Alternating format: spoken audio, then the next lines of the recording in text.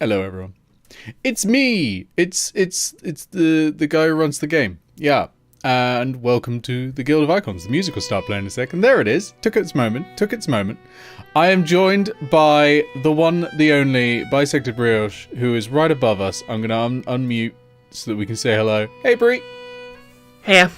So this is actually I'm gonna lower your audio a little. Sorry about that. Because I forgot. Normally when I stream, I have my audio go through at 100%, and then whatever else going through at 5 decibels lower. And I forget when I'm doing D&D, I set that back up to 0, obviously, so that it's not, getting quieter than it should be. Forgot to do that this time when I was setting up your voice, so you were like 5 decibels too loud for a brief moment. But we're here, we're ready to go. Rusty. Oh yes, some one-on-one Dungeons and Dragons. So for those who've never done one-on-one D&D before, this is not the case with us two. You have, very briefly, via DMs. This is extremely dangerous. One-on-one D&D is extremely dangerous because every failure is magnified about 4 times and every success is diminished by about 4 times because no one else can save you. So, yeah, Bree is being very brave as Grounded, surrounded by 20th level wizards who know her face and are hunting her. But this is a very good opportunity for Grounded to get a lot of knowledge that she needs. So I think what I'll start with is I will let you describe exactly what you're looking for from this, from today's dungeoning and dragoning, and obviously, keep anything secret you want to keep secret. Okay, so Grounded has a few aims here. Firstly, she obviously wants the party's new wizard ally to help her with a bit of a project back home. She also wants to learn a bit more about raising harpies, which I'm sure everyone knows about, and a few things about gnolls, which I'd assume everyone can infer. She also, if she can, wants to learn a bit about how to remove hags from one's head. And Pixel suggesting that she might want to learn how full damage works as well. Pretty sure she knows how full damage works. Yeah, I'm pretty sure she takes the same damage in the autumn, so it's very simple. Okay, so you start off in a place called the Stacks. You are in the house of the wizard who rescued you in the last session, who now has a name because apparently I'd never written one down. And she would have already told you her name. So her name is Petra Cosmina. And it's morning now. It's morning on the day of whatever the day is on the calendar now, because I didn't think to even open that. But it's the morning of that day. And it's quite a sunny day today. I mean, the area is really cold all the time because you've got all that wind. But the lava's keeping the place reasonably warm today. It's not too bad. There's not too much of a wind going on. Apparently today is slumber, by the way. So, a good day for sleep. Anyway, it appears no one else is yet awake. You, I guess raised by birds, you're very much of an early bird yourself. And also you've got 4 baby hatchling harpies who are probably not letting you sleep much. And the day is fresh, and the only other person awake down in her kitchen is Petra. Okay, so I guess I'm going to head into the kitchen. Sure. She looks over you and goes, You're the one with the birds, right? I think they're not a bit more than birds, but yeah. She massages her head a little and goes, I didn't get a wink of sleep last night because of those things. You keeping them forever or what? To be honest, I don't know. I sort of adopted them because I felt bad about the way I came across them, but I didn't really plan for this. If you're out of your depth, I mean, you could take him to the bestiary. They'll take good care of him. What exactly did they do at the bestiary? I don't know. Honestly, I stay mostly in the Mirror Run, but they're always getting shipments of new strange creatures. So I assume it's like a zoo or something in there. I mean, I kind of seen what your security do. So if what they do is anything like that, what that drow lady gets up to, I'm not too sure about that. I'm not one for animals. I mean, you might have noticed that with how the Gorgon treated me. But they might be able to help, even if you don't want to give them the harpies. They'll know about them. Yeah. Oh yeah, speaking of help, if you need a place to lay low at all, are you familiar with Glarus at all? No, I know of it. I know about the Fingers of Fontaine. Very fascinating, beautiful structures. I wouldn't mind having a look at those someday. You know me. I like minerals, and that is an unusual structure. It shouldn't exist. Yep. Well, I don't know if I mentioned, but I grew up on Wark. Oh, so you've been on there firsthand. You've been on one of the fingers. Where I learned to climb. Huh. Well, I mean, I guess that makes sense, but wow, what was that like?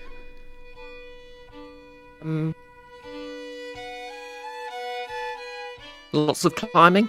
I mean, occasionally if I had to learn how to disarm traps to get home every evening, and occasionally I had to go get my own food because they forget you. I can't. They kind of forget when you're the only one who can't fly. But yeah, it's good.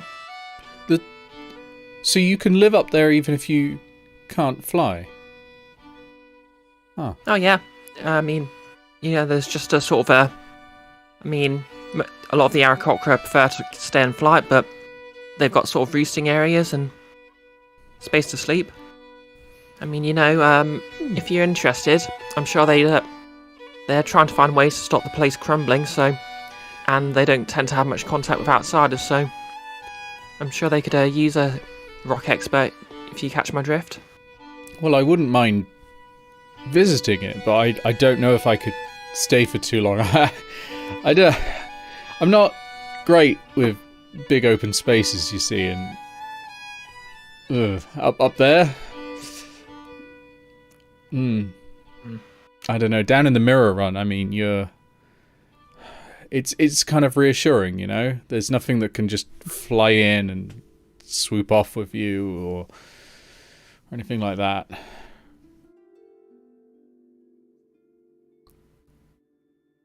Well,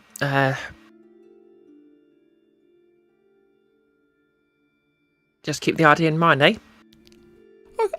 I'll keep it in mind. Yeah, I mean, with the way the university's going, maybe I'll need to get out of here soon enough anyway. Or maybe that time's passed. Hard to tell. I'm not taking this well. I don't know if I don't know. I don't know if I've made that clear. Yeah. I mean, I could put in a good word for you if you want. I mean, I could put in a good word for you if you want. I'd appreciate that. Yeah. Yeah. I guess we'd better focus on what we want to do here first, though. You need to get into the Mirror Run, and I can get you in there. Well, it might be hard to get you in there, but I can guide you through parts of it. Anyway, certainly, I know where the first lock is. I've never been. I don't go too far in because I'm mostly in the the quarry, and that's near the entrance. But I know I've seen the first lock. The The one the bards put in. I have no idea how to get past it though. I'm not very good at singing, and I think that's the problem. But I can get you to it. I think at this point, Grounded just sort of looks at the harpies and then at Ruse as well. Ruzzad probably sighs and goes,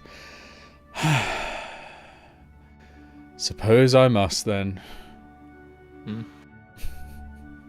I thought everyone else was sleeping. Oh yeah, good point. Yeah, Ruzzad is asleep. Literally right now, actually, I think. Ruzzad is asleep. Ruzzad sighs in his sleep, but otherwise doesn't say anything. That's just how Ruzzad sleeps. It's like like that. So she looks at you and goes, "Can I get you a drink or anything? Coffee? I could definitely do with some coffee. I could use some hot water for my tea, you know." Oh, sure, of course. She pours you a glass of cold water and then casts prestidigitation on it to warm it up. Which is thaumaturgy, whichever one. No, prestidigitation, that one, to warm it up. And it is, it's perfectly hot and ready for your tea. And she makes herself a coffee at the same time. It is 80% coffee. And 20% water, and she starts drinking it and sipping it, but very much, she needs it. So, what do you want to do today? I assume you're not going to the mirror run today. Yeah. Suppose I need to send a letter home, if nothing else, and I don't know. Weird question. Is there anywhere here I could learn about hags, gnolls, or harpies? Well, best place would probably be the bestiary, on all those counts. But there's also the library, which will have some written books. I mean, it's not like the library. It's just a library. But there is an entrance to the library in there if you need to. Probably not the best of ideas, given what happened last time. And for hags, there's a lecture going on in the law hall in the afternoon today. Extra planar studies, and hags, they tend to come from the Feywild, so lecturer there might know something. In fact, actually, hang on, and she rifles around in her pockets and she draws out a card, and it is blank for a second, but then she sort of waves her hand over and goes, "Here you go, it's the timetable for lectures in case you ever need it. And once I have the time to update it, you will be able to see every lecture that is happening in Count Law on the calendar. Because I've set up quite a few of them. But yeah, basically that little card will shimmer. Whenever you look at it, it'll tell you what is on this morning in the afternoon. So today it is mass spells in the morning, and in the evening, extra planar studies.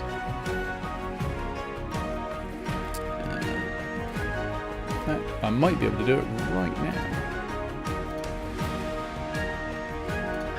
Okay, I should probably actually open that link. Yep. There you go, that should now be visible, so you should be able to see the full timetable.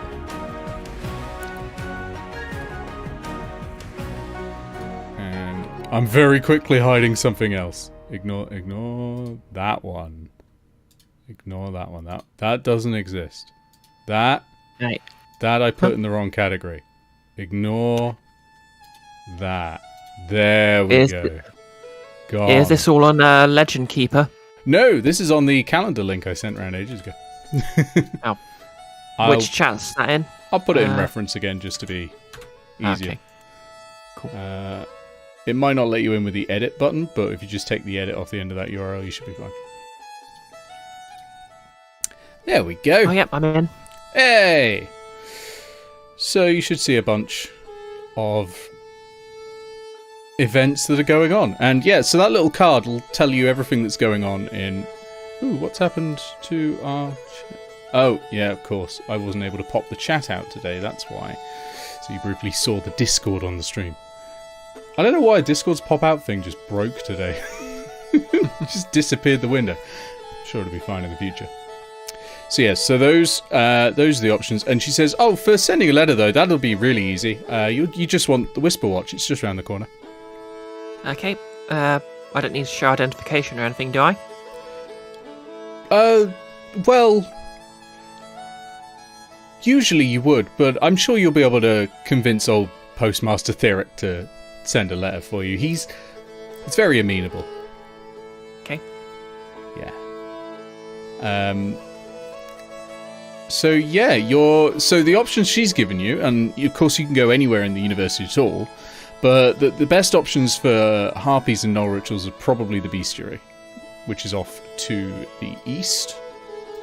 And Whisper Watch is the best place to send a letter. It's the only place probably to send a letter. But there's also, if you want to learn more about the Fae, the Spell Hall will have something on in the afternoon. And the last thing that you did mention before, and I think you as the player have forgotten, but Grounded probably hasn't, is that you also wanted to learn more about alchemy and get the potions identified that you had from the Gal. And if you have mentioned that, she would say to visit Conjurer's Roost for that, which is where someone who's best at identification resides. And Conjurer's Roost is to the northeast, on a floating spire.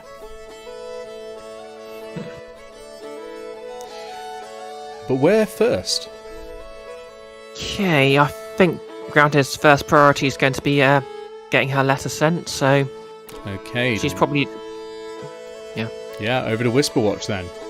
It's quite early morning, and the one thing everyone knows about students is they don't get up in the morning. So actually, the streets are pretty clear.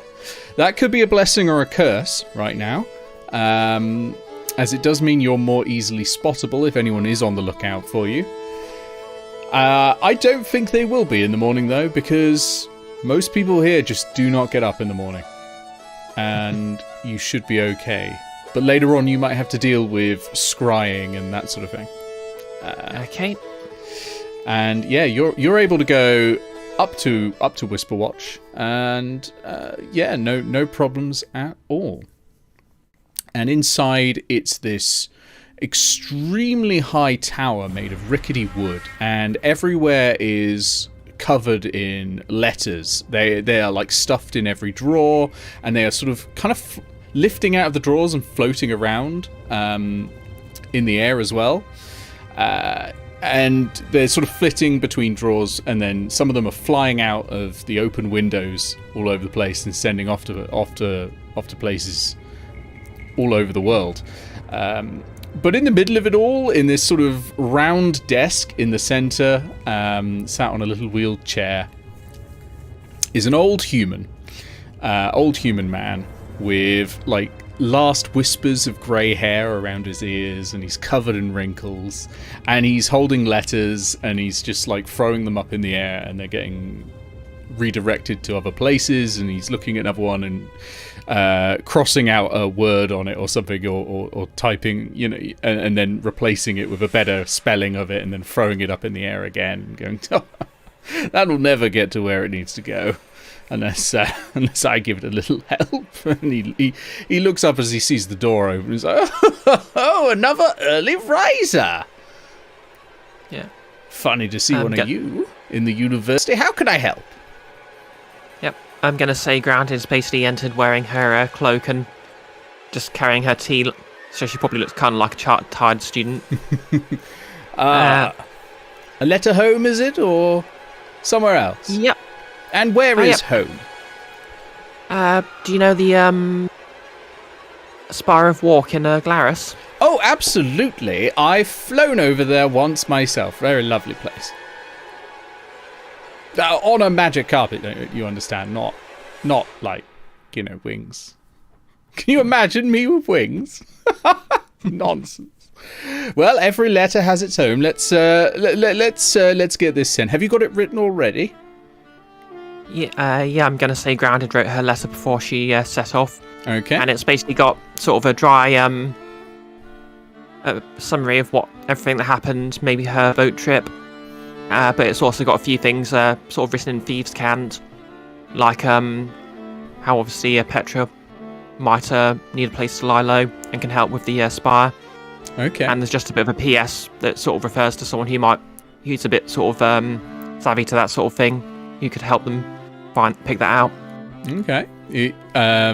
He stretches out a sort of very papery hand, the kind of really dry sort of, but sort of wrinkly skin of an extremely elderly gentleman. He goes, "Oh yes, hand it over."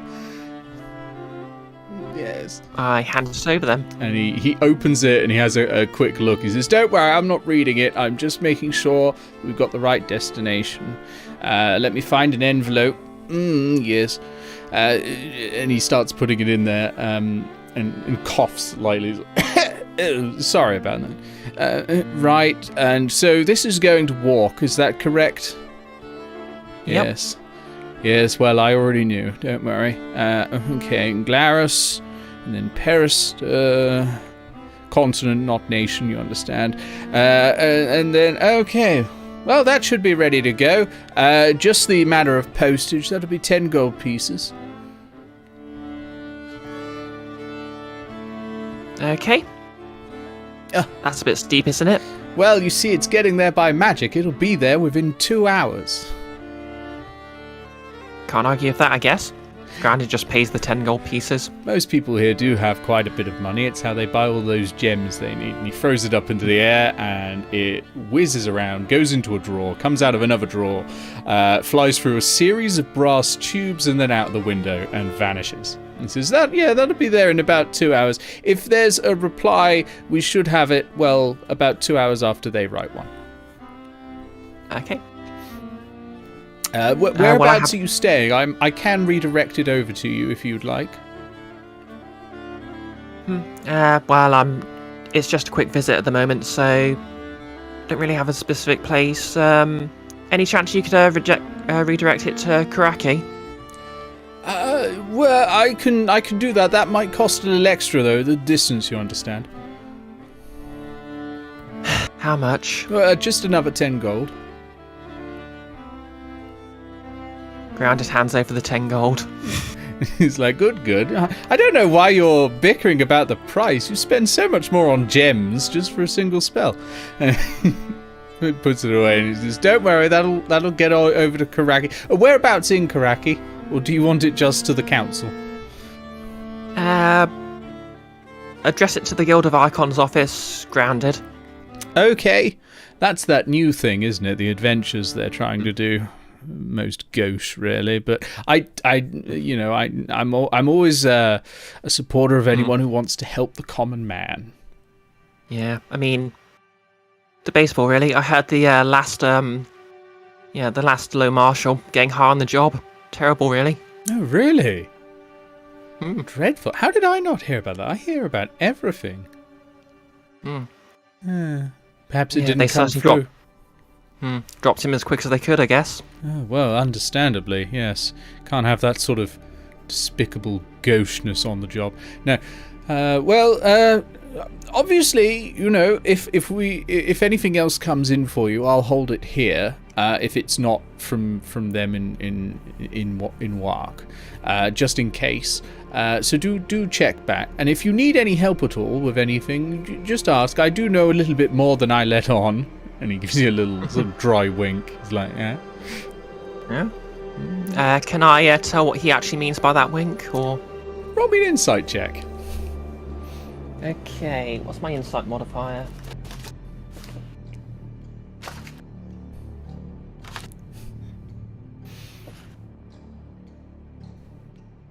Okay, that's +1.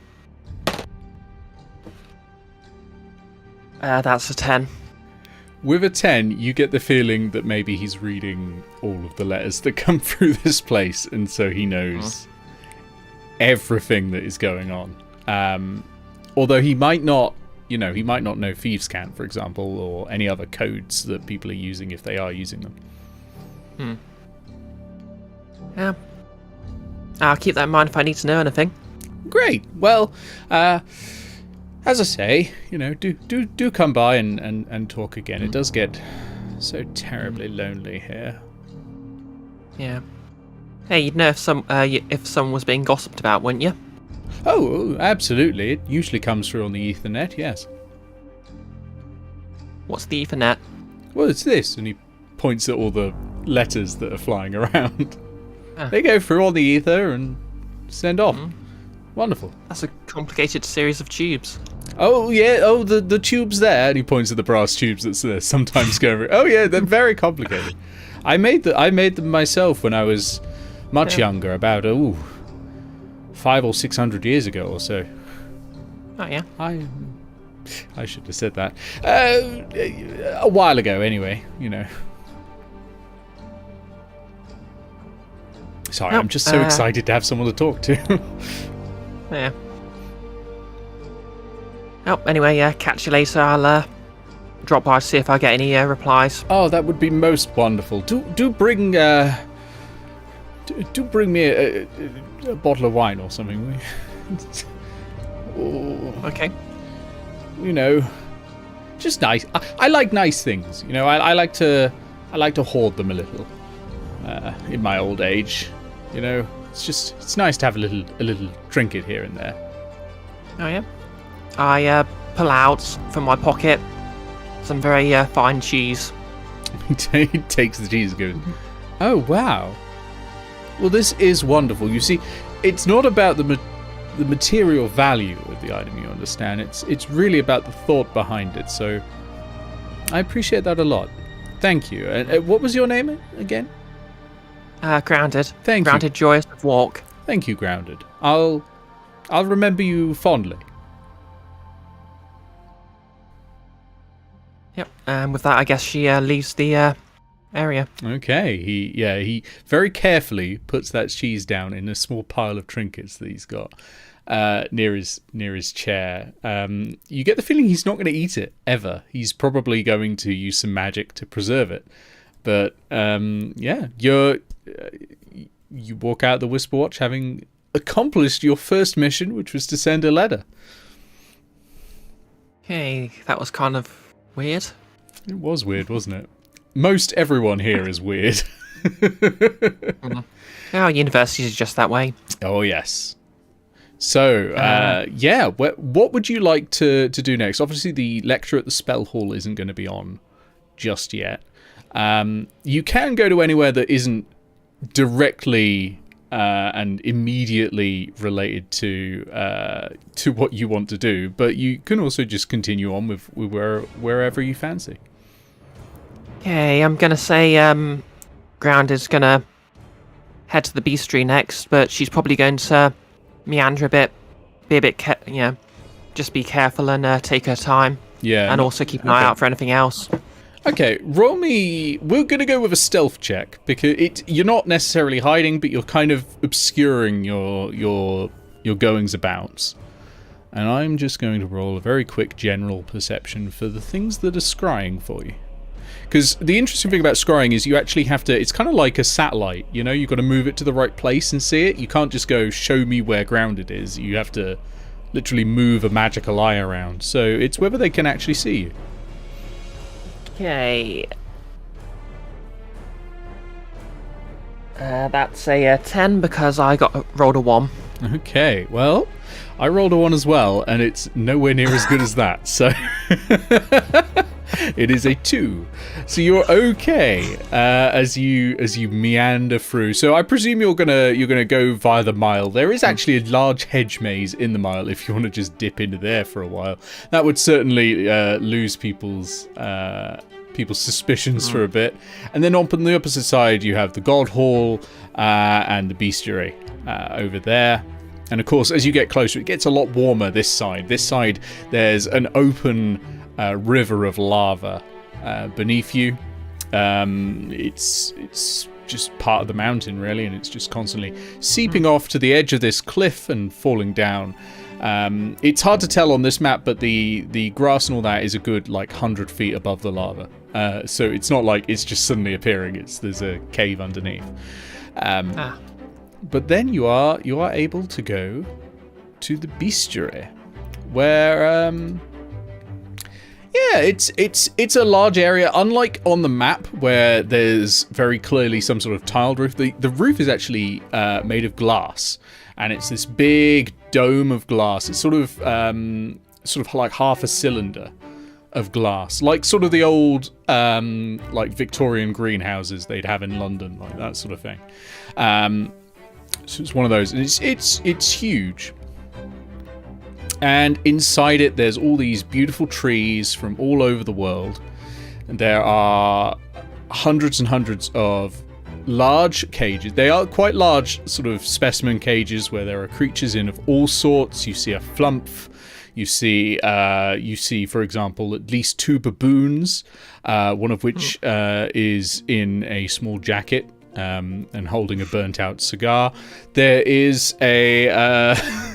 I'm just going through monsters off the top of my head. There is there's an elf.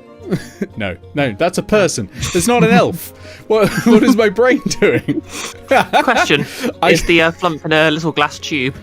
Yeah, it's a vertical cylinder. The flump is just like. There is an intellect devourer in another tube, and that is sort of turning to look at you. There is. What else is there? Is there in there that might be nice? There are some giant frogs. There are some undead as well. Interestingly, there's a sort of zombie enclosure with ghouls and ghasts and that sort of thing in there.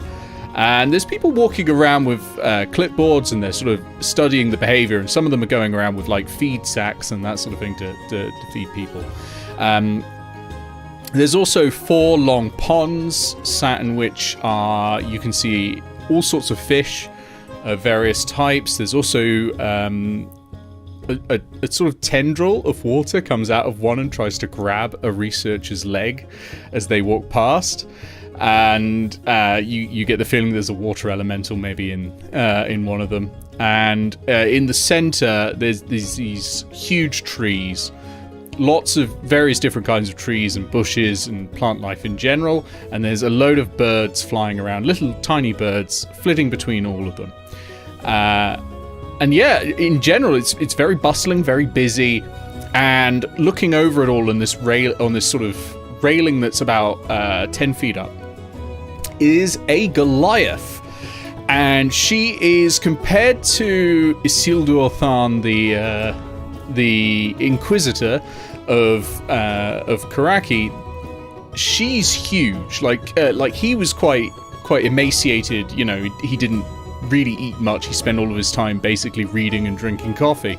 She has spent all of her life basically lifting and wrestling with massive animals to like get them to do her bidding, and so she's rippling with muscles. She's wearing sort of patchy stained leather overalls, and she's got protective goggles above on her forehead, and also some pretty thick boiled leather protective gloves on. And she's sort of looking over and monitoring everyone and everything that's going on. And she's occasionally barking orders at some of the researchers down on the ground. Okay. I'm going to sort of look around to see if I can see anything that might be a sort... Well, first I'm going to briefly look at the birds and smile a bit. Then I'm going to look around for anything that might be a source of information about gnolls or harpies. Okay, so in here, there's all sorts of researchers to ask. There is obviously the head researcher upstairs. There aren't too many books in here because this is kind of it's quite a moist environment. Books aren't gonna deal well here. Most of the people here are basically using. Well, basically they're learning lessons the hard way, and sort of. Mainly using, learnt wisdom to deal with the animals. However, there is one researcher who is dealing specifically with some birds right now. It is a fairly large bird. It's probably about half the size of you, and it looks a bit like an eagle. It's not an Aaracokra child, before you ask. It is just a really large eagle. And it's sat on a perch, and it looks really aloof. It's sort of looking out, and it's kind of looking at the researcher as if it might turn around and just bite it, or it might go for the mouse that's being offered it. And the researcher's sort of shaking slightly and is just getting closer and closer in the hopes that it takes the food. So that might be a good choice. Okay. I head that way and sort of respectfully subtly salute the eagle. And then I and to the researcher just say, "Hey there." Okay. I tell you what, roll me an animal handling check. I want to know how the eagle's going to respond to your approach, basically.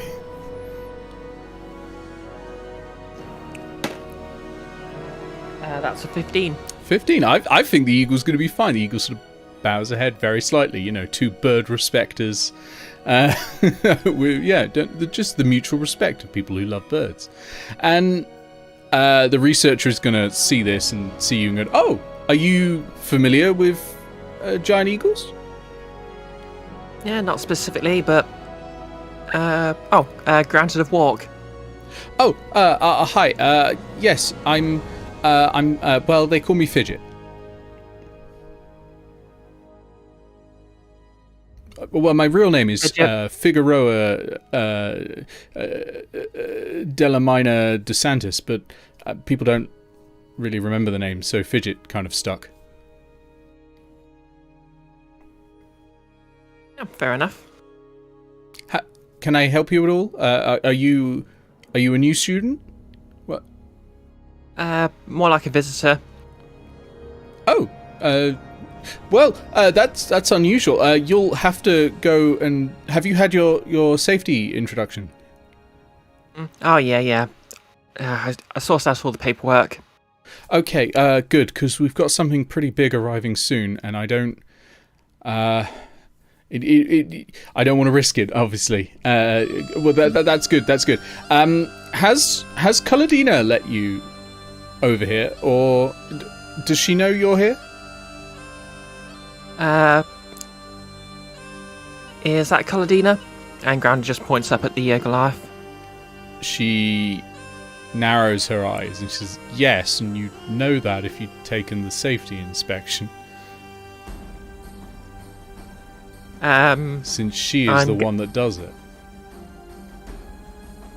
I mean, I'm sort of remember the name, but... Roll me deception. Does Grounded really need to roll deception to appear like an idiot? Yes. In this case, because you are lying, yes. Okay. I don't have any modifier on this, so this is just going to be down to the roll. That's right, she's not that wise. Yeah, that's a 4. Like, no. We're not having another one of you cowboys come in and pretend that you know everything about animals. Go up there, do your safety inspection, and then you can come talk to me, alright? I'm not even a tabaxi. That took me a moment. Go on. Okay. I guess Grounded complies. Okay, as you walk away, What's she's in like, her life? "Come on, Captain. Take the mouse." I turn back and say, "Just be more confident." She jumps backwards immediately as soon as you make a noise. Like, ah! And the bird known as Captain just goes, "Ah!" Okay, and he's like, "Just go talk to Kaladina." Okay, so I approach the Goliath then. Okay, she turns and looks at you and goes, "I don't know who you are, and given this is my building, I don't like that."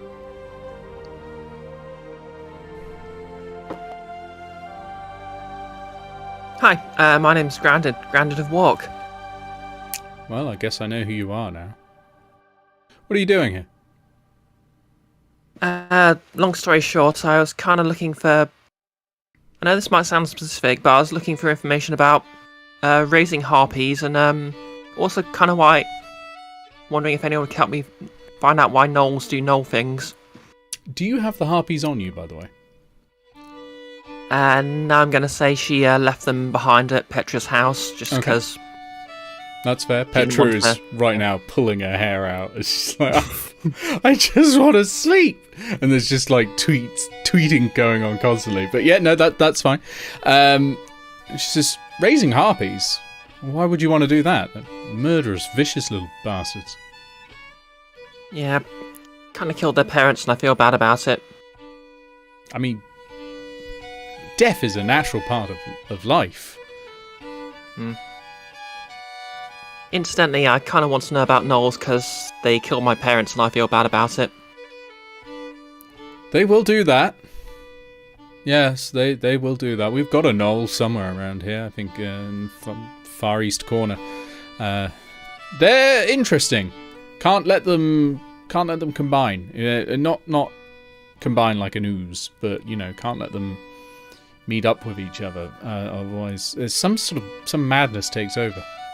It's fascinating stuff. They feel this calling as they get closer and closer and in more and more numbers. They feel this calling, extraplanar. It seems to be from our studies. Yes, very very fascinating, very fascinating. And as she's saying this, a set of large doors next to the front door that you came in. There's sort of these huge doors that are about 10 foot by 10 foot. Actually, even bigger than that, probably. Open up, and a group of researchers start coming in, pulling this massive cage. And you can't see into the cage. It's not like bars. It's kind of like a mesh, but they've got this opening, this small circle opening that they're jabbing a metal rod into, and you can hear this occasionally, and then a roar. And she leans over and goes, "Jab it again, keep it calm. We can't have it acting out right now, all right?" And she says, sorry, we've got something new coming in. It's fascinating. I'll show you it when it's settled. When it's settled, now's not the time. Oh, it's fascinating though. It's from the north of Papagalosh. Beautiful. Sorry, gnolls. Yes, gnolls are well, yeah. When they get together, this extraplanar influence enters their minds. They become obsessed with a ritual. Essentially, they get blood and they infuse it with their own latent arcane abilities to produce a portal. It's extremely unusual because producing a portal to another plane is very advanced magic, extremely advanced magic, but they can do it. Very unusual. Sorry, I'm blabbering. I do that when I get excited. If you get me on a topic I like, and gnolls are it really is cutting edge stuff, because if a gnoll goes through that portal, they come back eventually changed, horrible, frightening. Say someone deliberately shoved a gnoll through one of those portals to get rid of it. Would that have been a bad idea? Well, it certainly won't get rid of it. It'll be back, and it will be horrifying. They undergo some sort of transformation in the plane that they go to. We're not sure where they go. We think it might be the Abyss. They might not all go to the Abyss, though. I think we've seen one that opened a portal to some plane or other. The clerics, the god botherers up in the god hall, they all know all the planes. I'm not so fussed unless it's got a fire elemental in it. But yes, they go there. We think it's the Abyss because occasionally we've had demons come through from the other side. And, well, as you know, all demons are in the Abyss. And she looks at you and blanches for a second. Sorry, no, I don't mean as you know. I mean as anyone knows. Demons are in the Abyss. Where was I? Yes, gnolls. So they go through, and yeah, they come back changed. They come back frightening and horrifying. A single gnoll who has entered the Abyss, and whatever plane, and come back, can level a city. Terrifying. How long does this take? It varies. The longest it's taken is 10 years. The shortest is about a month. Yeah, I think at this point, Grounded is basically she's got a bit of her tea left, and she's just sort of frozen with her cup right up to her face. So you say Noel's killed your parents? Well, that was probably for a blood ritual. Did they succeed? I think so. I just sort of ran. Well, if no one stopped them, they probably did. So that means there'll be a Noel coming through eventually. Over there. If not already. Wherever that was. I don't have a purview to go in and stop that sort of thing. You might want to contact... I hear there's a new guild open in Karaki for adventurers. I don't know the name. I've got it written down somewhere. I mean to contact them at some point to find something for me. Would that be the one that... I think it's run by a thief now, isn't it? Well, I don't cast aspersions on people. Fair. I mean, you could say that all we're doing is stealing from the natural order and natural habitat with all of this. And the cage starts rumbling and shaking. It's like, just jab it again, will you? And then she looks over towards where some of those really tall trees are and sort of says, "Don't be like that, Taxus." You can't see anything. Well, actually, roll me a perception check. You might be able to. Okay, perception. Oh, can I say that my floating proficiencies in perception at the moment, because I wanted to keep my wits about me. That makes sense. Yeah. Who is your perception ghost? I can't remember. Was it? No, that would be investigation. I was wondering if it was a PI or something. I'll find it. Yeah, that was investigation. No, wait, no, it wasn't investigation. Yeah, I already had investigation as one of my permanents. Oh, yeah. Maybe that is perception then. Yeah. But yeah, that's a 14. 14. No, nothing there. Weird. Maybe it's just something invisible. I mean, you know you can go invisible, so presumably something else can. So probably something invisible in the trees. Maybe a baboon. Yeah, strange. Anyway, she looks at you and goes, Sorry, there's a lot going on today. Knowles, was there anything else? No, really, just keep killing them. I love all creatures, honestly I do, but we can't risk it. Extremely dangerous. If we could somehow break whatever curse is driving them into the abyss, then perhaps everything would be fine. But it's a madness. It grips them, and we can't stop them. Is there a way to disrupt it at all?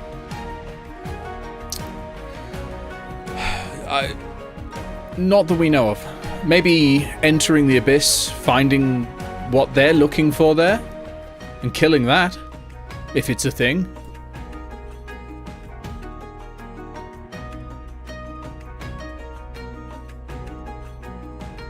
Well then. That can't be too bad. I mean, it's just the abyss. It's not like it's... Well, alright, it'd be pretty bad. If you find anything interesting in there, though, don't kill it. Okay. Because if you can put it in a cage and give it to us, we'll pay you. We'll pay you quite a bit. Yeah. Any strange creatures, really. We love all sorts of research specimens. Yes. What do you do with specimens around here, anyway? We take care of them as best we can and find out what we can about them. Sometimes it's better ways to kill them. Sometimes it's maybe, can they be domesticated or something like that. Usually it's better ways to kill them. Yeah. And she whispers over... Not whispers, she sort of spits over her shoulder and says, "Shut up, Taxus. You're fine." Sorry. Just a habit of mine. Pay no mind. And there's this another roar from below you. and a thud, and the cage breaks open. It's like, that's not very good. Is that supposed to happen? No, it's not. No, it's not indeed. So I'm going to change what map we're on. Oh no. Okay. So you should be able to drag yourself onto the map as it appears again. You're going to be right next to Caladina, who's down in the bottom. Okay. And I shall reveal... It's just loading. I shall loading. What you know what? I'm going to describe it first for you before I reveal it, because the token isn't what it is. And I really like describing this thing. So this thing is huge and it is monstrous. The best way to describe it would be if you saw a frog that had 4 legs, like a dog. Don't all frogs have 4 legs? Yeah, but like a dog's legs, you know, like running, that sort of thing, right? Oh. And it's got a massive mouth that goes all the way to its side, and it's full of teeth, and it has this long tongue with suckers on the end, and it also is covered in large tentacles. It has 3 eye stalks at the top in the center, and it looks like it's 95% muscle. It is known as a froghemoth. And it is huge, and it is beating around on the ground, going, ah! Now, I had one thing that was just in case Ruzzad wasn't able to make this. I do have something on your side. So as it stomps on the ground, it whips one of its tentacles around, knocking a poor researcher into the water, and in fact, actually, probably just straight up killing her. Rip. From the trees, there's this rustle, and you hear this deep voice. It's actually inside your head. It's not coming straight from it, going, I will protect the civilians. And out runs Taxus, who is a large, awakened tree. And this tree, have you ever seen the Puzzlewood in, I believe it's in Devon? It is where, basically, anytime anyone films anything that is set in sort of fantasy, and they film it in Britain, it's filmed in the Puzzlewood. It's where the oldest, sort of most gnarled-looking trees are. This is like that. So, Taxus is huge, much bigger than most awakened trees, and is full of, like, gnarled bits of wood. And runs forwards to grapple the froghemoth with its tree limbs and try to hold it in place. But first, we are going to roll initiative. Oh, actually. Alright, what did Taxus essentially get? Pretty good. Not bad for a tree. Froghemoth got... slightly better. Oh, and I need to roll. I've got an 11. 11. Okay. Wow, that's kind of surprising actually, because Taxus got 10. The Froghemoth got 12. Caladina has just rolled a 9. Everyone's right in the middle, so it is going to be the Froghemoth first.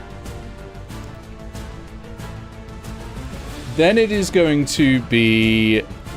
Did you say you got an 11, yeah? Yeah. Okay, so then it's you. Then it is Taxus.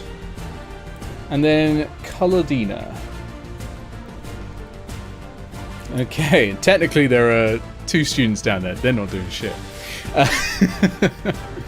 Okay, so it is... Froghemoths go first. It is... massive, and it's still lashing around. These students to the left of it, they've got these tiny little prodders that when they jab at it, it does this. It essentially does like a shocking grasp automatically, and it seems to hate that. So the first thing it's going to do is go at them. Even though Taxus is grabbing it, it's got enough reach to hit it with a tentacle each. And then it's going to try and bite Taxus. So let's go with the tentacles first. So against the first one, that's a 24, that hits. Against the second one, that's 21, that hits. Both of those are dead. I don't even need to... Oh, no, they're just shrunk. No, there we go, dead. Were they by any chance wearing red? They were wearing red. They actually had minion stat blocks just in case they had 1 HP. So no matter what, they were going to die, don't worry. But he turns around and sees Taxus and feels the grasp. And he's going to try and bite Taxus and latch onto it with those huge teeth. It has an effect it can do with smaller things, but it can't do that with Taxus. So that is a 23 to hit against Taxus. Yeah, that's going to hit. So it's going to do 22 points of piercing damage to Taxus. And you hear in your head this very woody scream. You know, it is... What does a tree sound like when it's in pain? It sounds like this. This is not a pleasant experience. I recommend you all get out now. And Kaladin's like, Taxus, please. You are more valuable than any of those research students. Just get out of there. I'll deal with this. But it is you up next, Grounded. Okay. I'm going to say Grounded just shouts, shoot her! And then pulls out her hand crossbow and and shoots a walloping bolt with it. Walloping bolt, lovely. Yep. Steady aim action. Okay, sure, yeah, so roll that with advantage. And of course you get the sneak attack. You'd get sneak attack anyway, because Taxus is an ally within 5 feet, but you may as well ready and aim. Mm.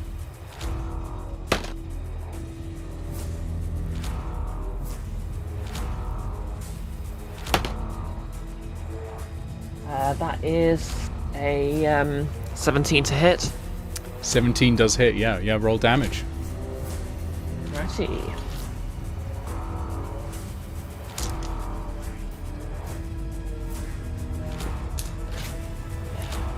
And the die.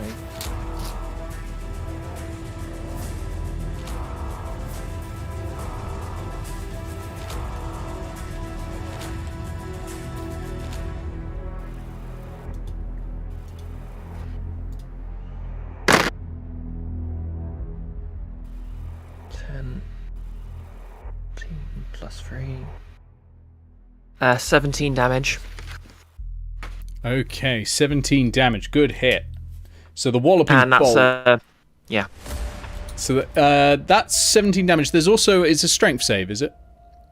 Yeah, DC 10 strength save. Yeah, there's no maximum size or anything on... Like, on creatures that it affects. I don't think so. Okay, so let's just see how it does. Well, it's rolled a 15 already. Yeah. So, it's huge, so it probably was going to be alright with that, but it still takes, 17 points. Is that 17 points of thunder damage or force damage? Or is it just bludgeoning when it comes in? I think it's piercing damage, isn't it? Piercing, okay. It's fine on any of those counts, it just takes it. I'm just wondering for flavour, really. Yeah. It takes it to the side and it goes, Rah! And it turns and sees you, and it looks like it might try and get you if it can. But at the moment, it is grappled. Yay. Well, that's basically my turn anyway. Yep, that's your full turn. We go to Taxus, who is going to basically reach up a branch and just whack it on the head as hard as it can. And that is a natural 1. And as the branch comes down, the frog moth just sort of like slips slightly to the side because it's sort of covered in sort of frog ooze, you know, the slime that frogs are always covered in. It just slips to the side and just dodges it. And Taxus once again bellows, "Get out of here! I will protect you." But that's its go. Over to Kaladina. Kaladina is not actually a very powerful mage. So she's going to run around and she's going to attempt basically to calm this thing down. So 5, 10, 15, 20, 25, 30, 35, 40, 50, 55, 60. Dash action to approach it. She's she's literally, when she gets close enough, she's going to try animal handling. Okay, Froghemoth's go. It's going to be a lot of hits on Taxus. A lot of hits on Taxus. Okay. Here we go. All right. Well, one tentacle doesn't hit, but the bite and one other tentacle do hit, so that is going to deal a lot of damage. 41 points of damage to Taxus there, and you can start to see sort of sap is running out of the cracks in Taxus's body, and he says, "I cannot hold him for much longer. Get to safety." But with that, it's your go, Grounded. Okay. Can I see anything immediately about... I'll just try steady aiming with a... Actually, no. I'll just try shooting with Walloping Bolt. Just normal, since I've got an ally grappling. Yeah. Oh, yeah, did you roll the sneak attack damage? No, that was part of the 17, right? Yeah. Yeah, good. I can't deal 17 with just a crossbow. Or can I? That is a 15 to hit. 15 hits. Yay. Yeah, roll damage. And big things are often a lot easier to hit.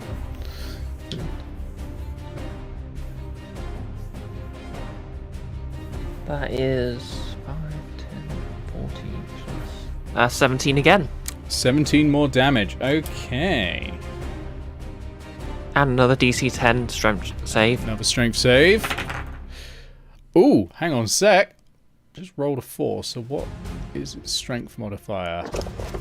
+6, that just makes it, I'm afraid.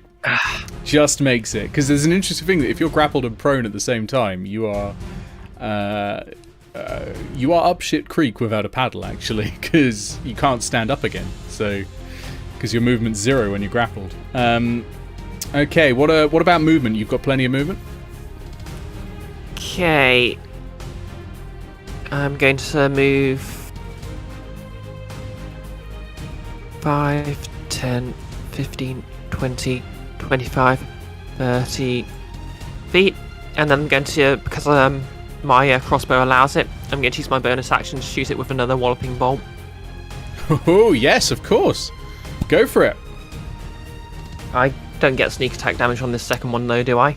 No, you only get sneak attack damage once per round. No, once per turn, because you can get it on other people's turns sometime as well. Okay. For like attacks of opportunity, that's it. Okay, that is a 9. A 9. That doesn't hit, I'm afraid. This time the Walloping Bolt just sort of sails past. It's an easy target to hit, but only when you're not... You know, it's sort of an academic thing.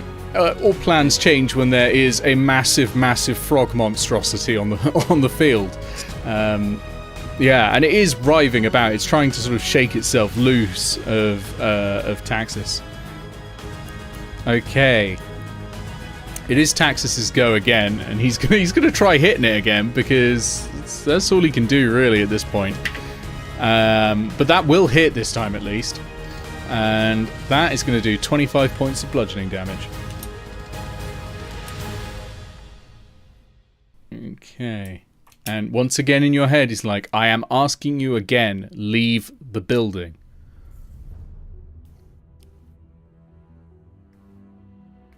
But that's his go. Culloden is going to get closer.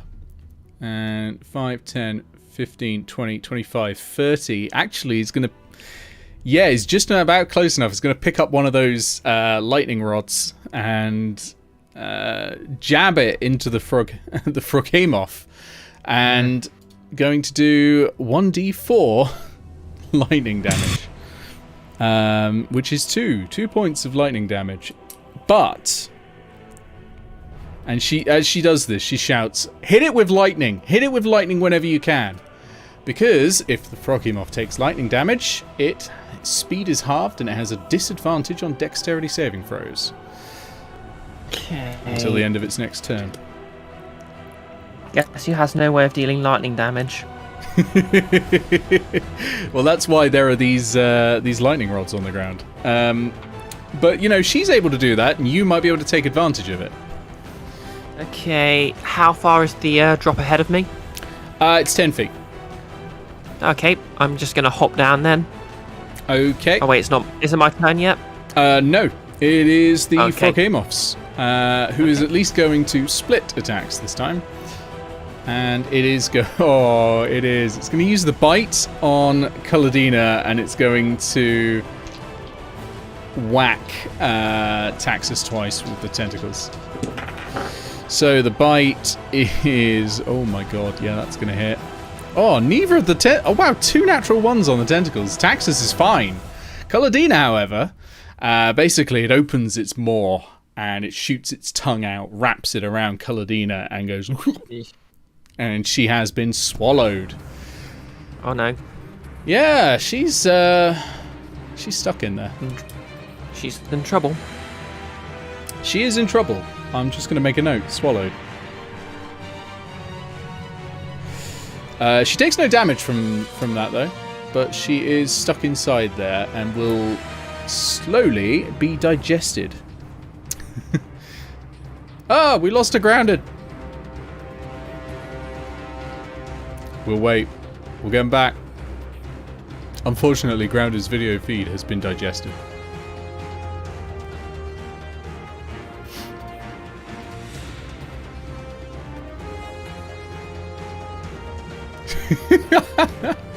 Sorry about that. No problem.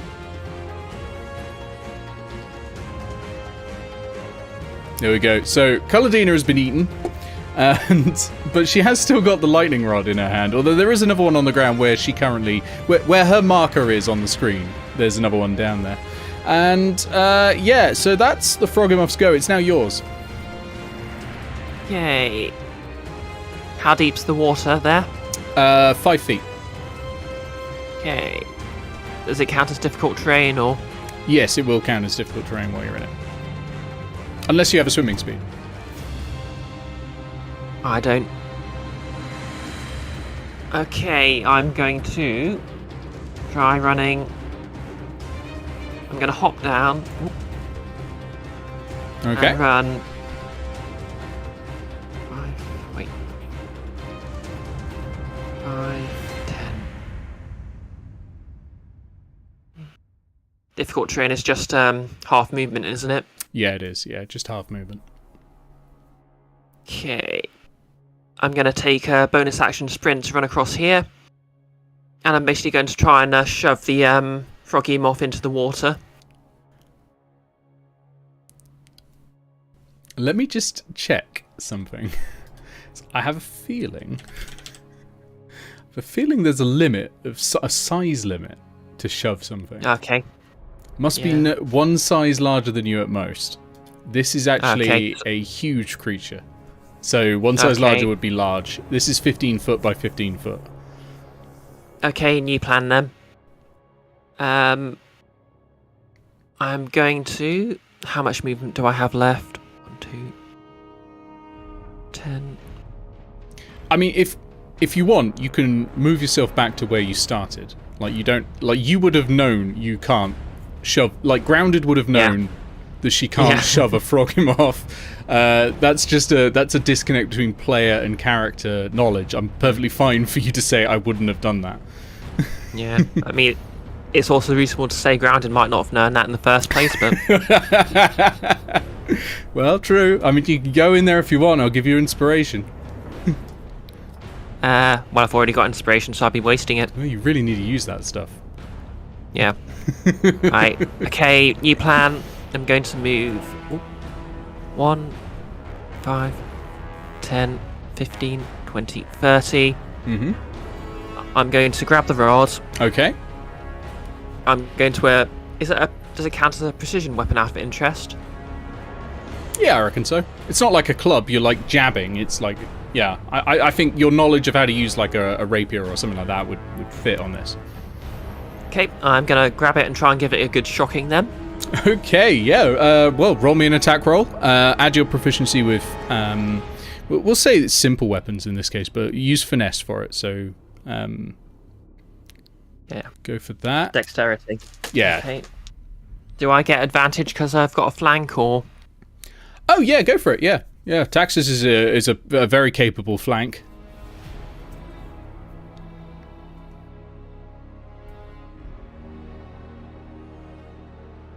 That is a dirty 20. A dirty 20's plenty. So I want you to roll, because you actually have proficiency in using weapons and Kaladina does not. I would like you to treat this, I think, as if it's a club for like how much damage it does, and then add 1d4 lightning to it as well.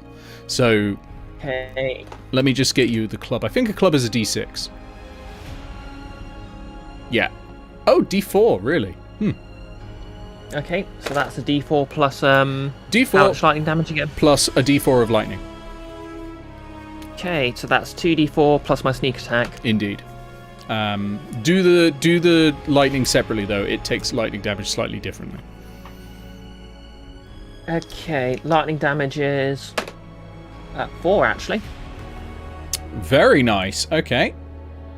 and the rest of the damage is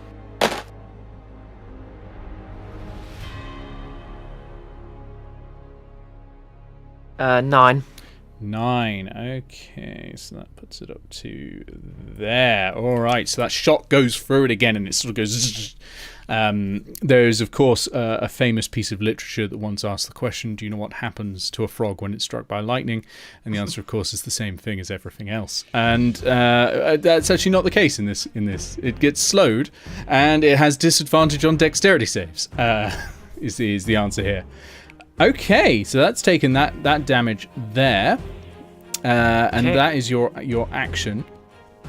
I still have my bonus action. Yep, absolutely. I'm going to use my bonus action to dash across the water. Well, dash through the water here and taunt it. Okay, you will take an attack of opportunity. At disadvantage. Why? Because I've got the Herp's accordion girdle. Of course. All right, excellent. So let me roll that. It's probably gonna be the tongue, I think. No, they always use their top one on. The way monster stat blocks work, they use their top one. They don't use anything more special than that. So it's going to use its. Okay, so what's that actually? Because that's a lower roll than I was expecting. Does a 14 hit? Nope, my AC is 15. You almost joined Kaladina inside the stomach. But you zip out just as it's going for you to bite at you. And you get across the water before it can get there. Oh, very close. Very close. Very nice. Okay, so with Grounded done, it's Taxus again, who is just going to... Really, actually, this time, Taxus is going to move, using his movement speed, to drag the Froghemoth away from you all. Because he can do that as well. You can move at half your movement speed. So he's dragging... Like, it's like two titans wrestling with each other, like pulling this beast away from all of you. But then he can still do the hit. He can still do the whack. So that will be a whack in. And that definitely hits. I don't even know why I roll it. Tax has got +9 to hit.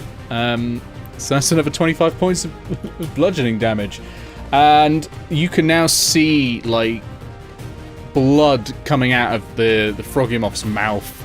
And it's sort of dripping down its tongue there as the hit lands on the head and it pierces its teeth into itself. Okay. That's Taxus's go. Kaladina is currently inside and is going to use the zap stick from inside. It's not enough to cause it to vomit her up, unfortunately. but it is going to take another 2 points of damage.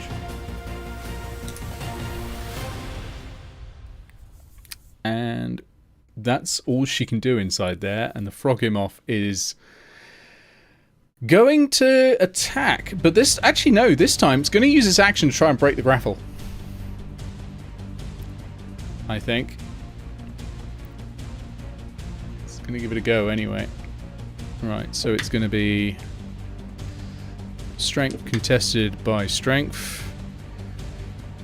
So it has to beat the 13, and it has done a 26. So the Frogimoth is free of Taxus and turns and goes 5, 10, 15. It can only move half its speed because you shocked it. And it can't dash because it uses action to break a grapple. Taxus will do an attack of opportunity, though. A Taxus of opportunity.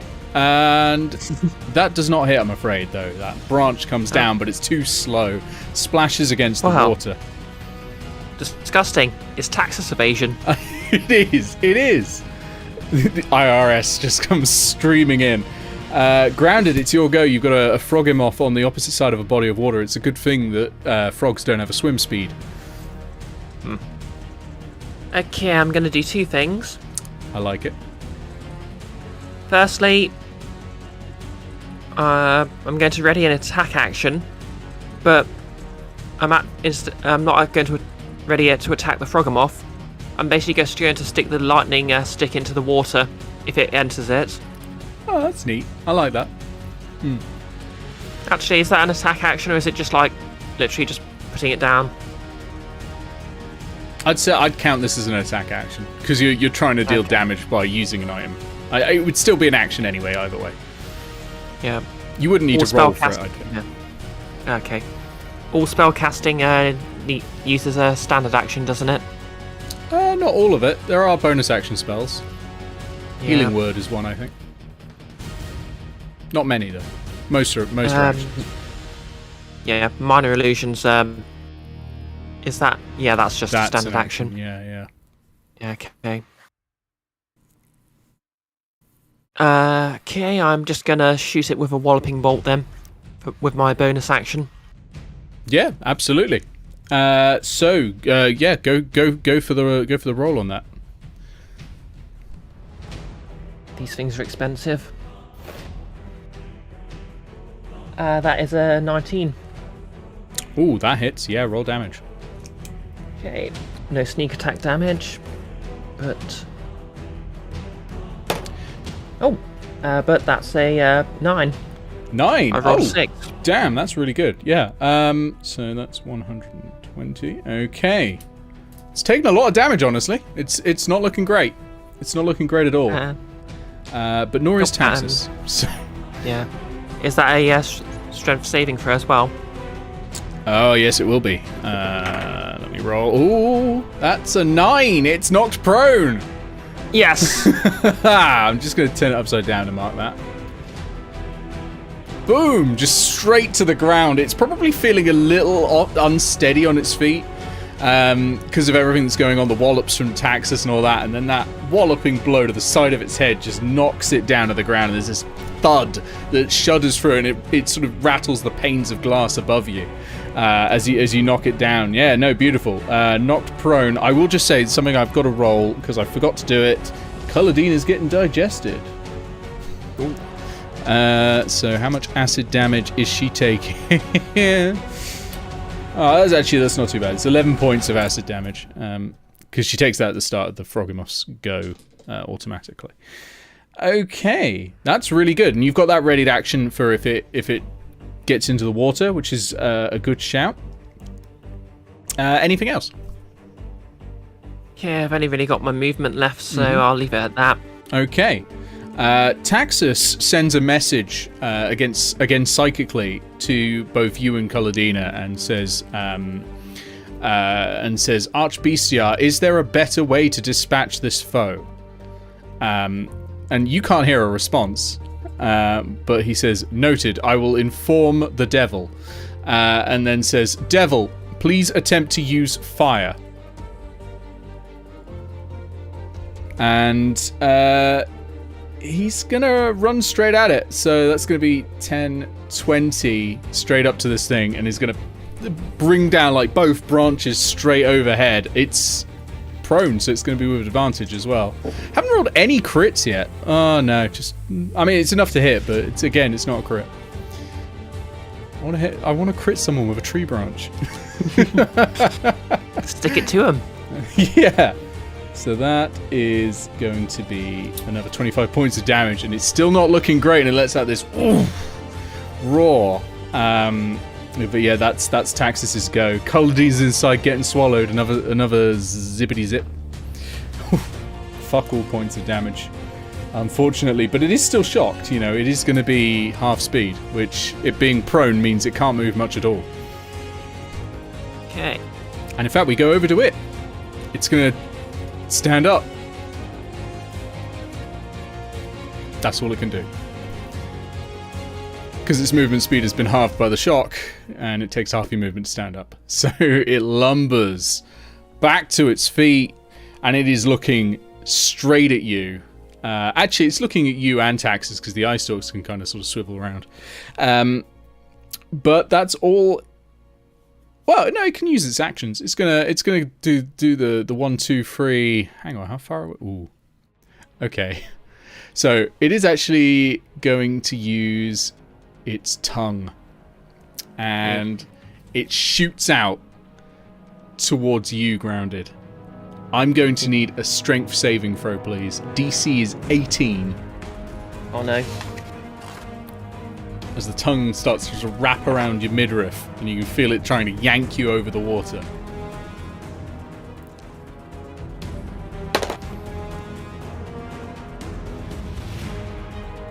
Okay, I'm a bit worried about this, but 22. 22. You're fine. It tries to pull, but you are stronger, and you just unwrap the tongue from around you and just like throw it back, and it's like blah. So its plan to literally like fawn whip you over and then eat you is not going to work, because you need to be within 5 feet to get eaten. So its next thing is tentacle, and it's going to do one on the tree and one on you, because this thing apparently has 20-foot reach. Jesus.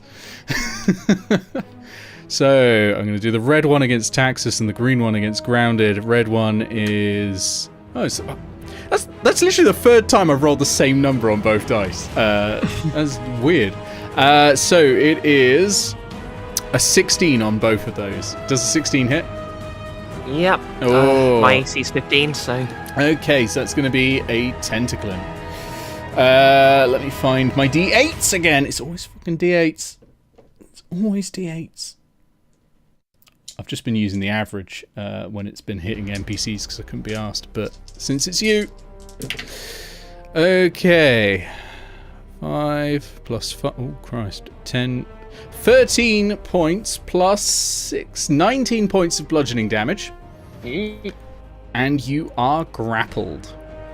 Which I didn't realise should have been happening every tentacle attack. But there we go.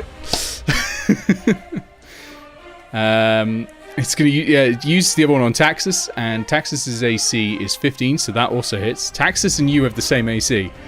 So it's going to take the same amount of damage on Taxus, I think. Taxus is not looking good at all, and is also grappled. So it's kind of wrapped you two in place, and you're both stuck where you are. Okay. And it can move you if it wants. Although interestingly, it usually moves you by moving itself, but it's got such reach that it can just pull you in closer. Using its movement, it's going to drag you 5, 10. No, it's got no movement left because it used it all to stand up. No, you're good. You're still where you are. You're fine. Okay. Yeah, and Cullidine's going to take some more digesting, and then it's over to you. Another 10 points of digestion damage. Okay. Yeah. Okay, so while I'm grappled, I'm going to pull out my flame tongue Samasa. Okay. Beautiful. I will say that even though you're 20 feet away, you can absolutely attack it. It's got a tentacle around you. Like, it would be weird for you not to be able to attack it. Okay. I'm going to use my bonus action to ignite the sword. Okay. And, well, I'm going to swipe at the tentacle.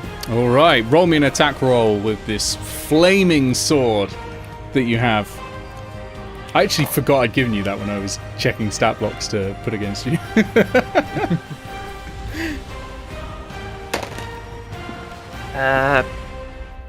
Does a 16 hit? 16 hits, yes. Roll damage. And roll the fire separately because it is vulnerable to fire damage.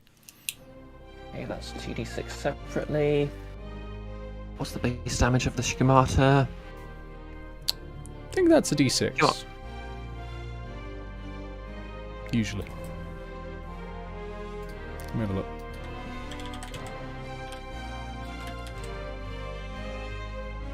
Yeah, d6.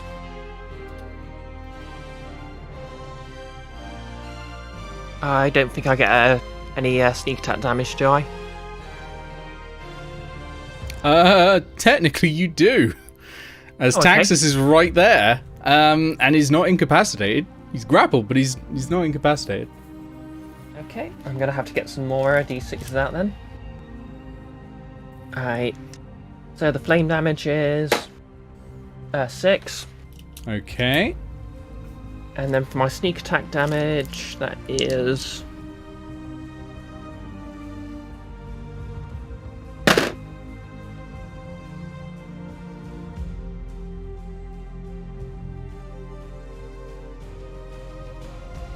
Uh, 16.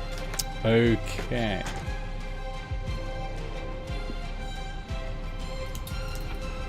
So what happens is that searing heat hits the tentacle and it immediately unwraps from you, and the Frakamoth rears backwards and roars in pain, and its eyes turn white and it collapses to the ground and just starts twitching a little bit.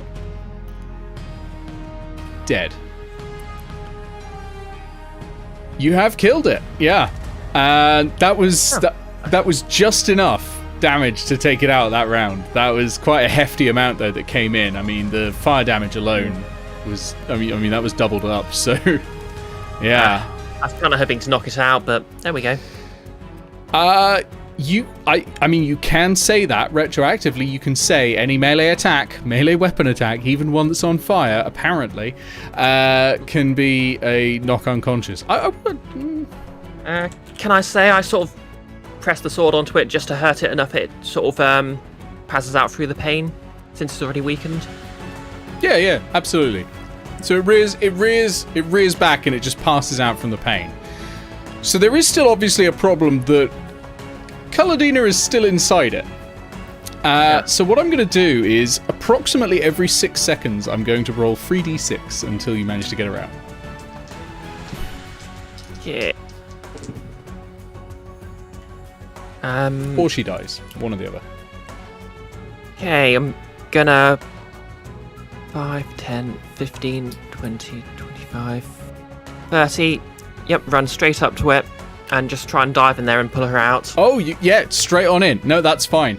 Yeah, you can do that. There's no check involved to go in. It's got a huge mouth. You can just do that. I will need a strength check to pull her out though. Like raw strength, not athletics. Literally just might of your of Grounded's arms, which we do know are quite strong. That is a 7. I'd like to use my inspiration. Go for it.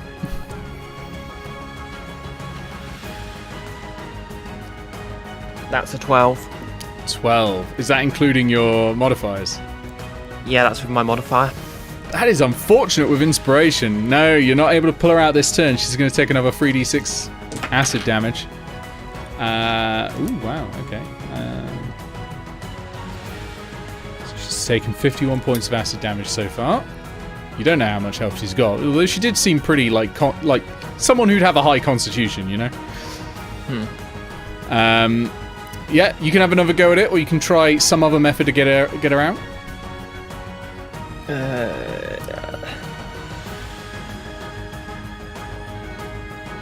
Taxa says, "May I offer assistance?"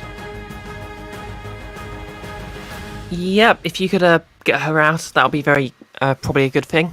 All right, it goes around to the front, and it just sends in a branch and like pulls her loose. And she comes out, and she's covered in this acidic bile, and it's eating at her clothes and burning it away. Taxus lifts her over the pool and just drops her in it. It sort of bends down to you and goes, "You have fought well for a small one," and then just walks back to the plants and then just vanishes. Moment steps into the foliage, vanishes. Nice guy. Can I just use my healing kit to patch up any of the more serious wounds she might have? Yeah, absolutely. So she's got a lot of chemical burns on her from the acid. So she comes out, she's red and blotchy and covered in welts. So yeah, you're able to use the healer's kit and your healer feat to heal up a little bit of that. It's obviously not going to heal up 51 points worth of damage, but you know, actually roll how much you're able to heal, and we'll see how grateful she is. What's her hit dice? Hers would be a D12.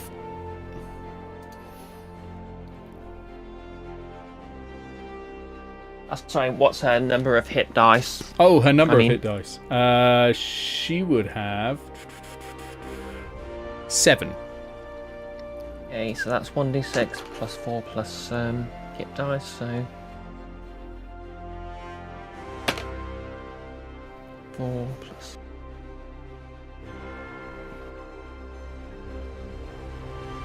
That's 15 points. 15 points, nice. Okay, yeah, that heals a fair chunk of that. That heals about a third of it.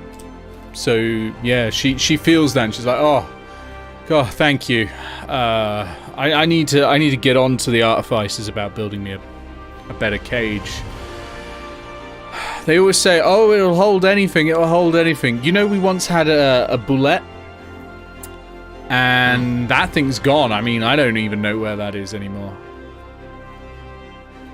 It's I mean, it can't have gone that far. Somewhere.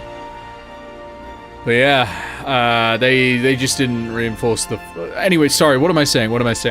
Thank you. If there's anything I can do to help you, just say. Sorry, you wanted harpy care, didn't you? Harpy care, right. Sure. And she sort of starts walking you towards the door, and she just says, "Look,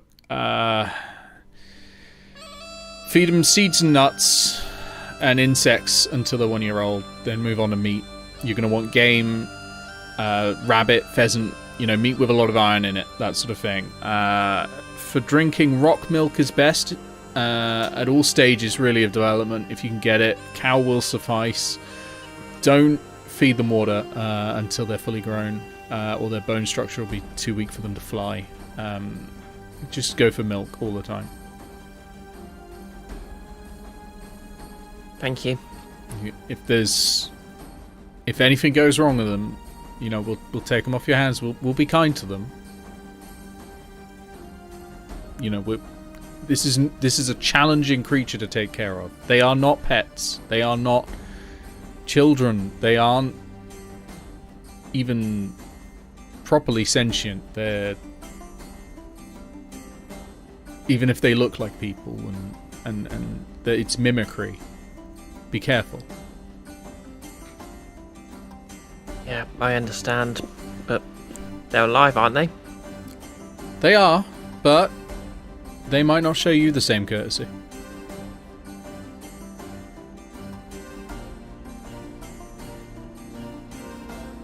Okay. And she opens the door and lets you out, basically.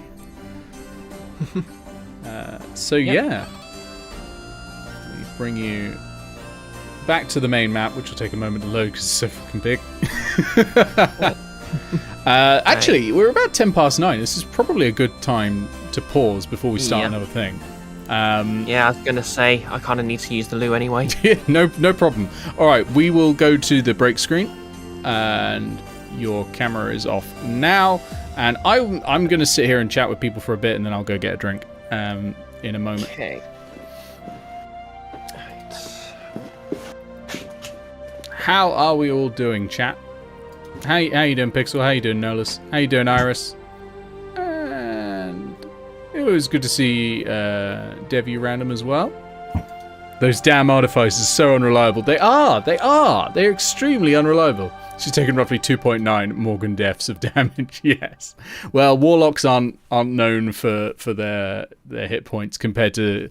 I basically gave her a barbarian's hit dice because I figured she'd be pretty big and strong from all the animal wrangling, essentially. So while Bree's gone, has anyone worked out the secret of the postmaster in Whisperwatch? Has anyone worked that one out? I saw some goddammit nicks, so I feel like someone has.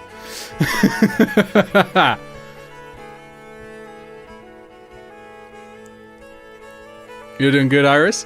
Good. I'm looking forward to doing our one-on-one session as well. I haven't prepped any of it, but I'm looking forward to that one. I think there's going to be some good stuff in that too. This might be a slightly shorter session because we've actually accomplished a lot of Grounded stuff, like, really quickly. Like, Grounded managed to succeed, not to succeed on checks, but to ask the right questions at all the right turns. And I thought there was going to be slightly more scope for faff if, asking the wrong question, getting redirected. So this is going really well, I think. It's progressing really quickly. I need to push time forwards, though, because some time would have been taken through all of this. I reckon we're probably mid-morning now. Postmaster is secretly the dean? No. He's a gossip, so he's pen pals with a kid at Karaki? No. Okay, so the goddammit nicks weren't... They weren't people working out, I can say that. That's alright. That's no problem. That actually I quite like. Oh, your goddammit was silent. do you have a guess, Nolus? No one's got it right. Even if they say the right one, I'll say it's wrong. But I will say no one has got it right. I don't think it's obvious, by the way. If you've not got it, I don't think it's an obvious thing. I don't think I've put too many hints in there. It's more going to be, I'm hoping it's one of those things that in hindsight you go, oh, I guess that makes sense. But, it wasn't obvious.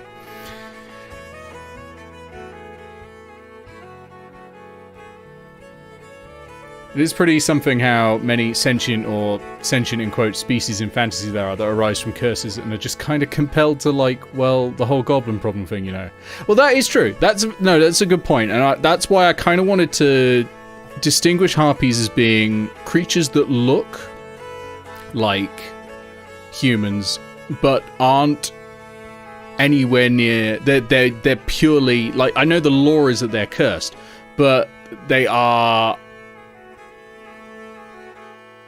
sort of purely beasts of instinct, magical beasts of instinct, because it's just I don't know. Otherwise, there's an uncomfortable association there, isn't there? Yeah. But there are a few uncomfortable bits like that. But I mean, technically, on the word sentient, there are animals that are sentient on our planet. There are several octopuses are sentient. I think several shellfish are as well. I believe the definition of sentient is just that you can recognize yourself. You have a concept of self. But I might be wrong on that one. I mix up sentience and sapience all the time. Hey, Brie. Yep. So, Nick, the postmaster's totally Winifred, isn't he? Oh, no. No, you're wrong. Oh. Okay, that was kind of obvious. That would have been good, though. I didn't even think of that. No, I am actually borrowing an old trick I did ages and ages and ages ago with my old party because it went down so goddamn well, and I'm hoping it will go down well this time. God, I hope you lot go back and talk to that guy again. Otherwise, it's Is a he the waste. hag? He's not the hag. Is he the hag? No. I hope he's not the hag. He's not the hag. I will say he has a secret, but I'm not going to tell you what it is.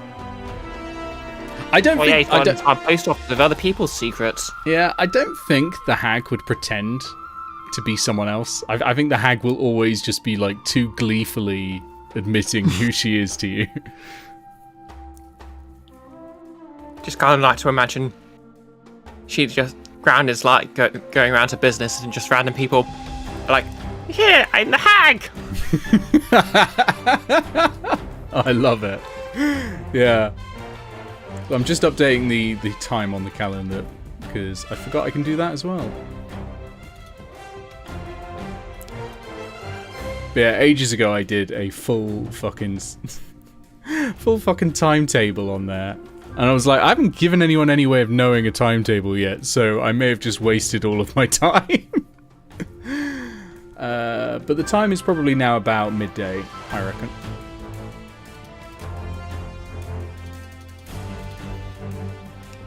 He's trying to spread vor across the university. No, you wouldn't be doing that.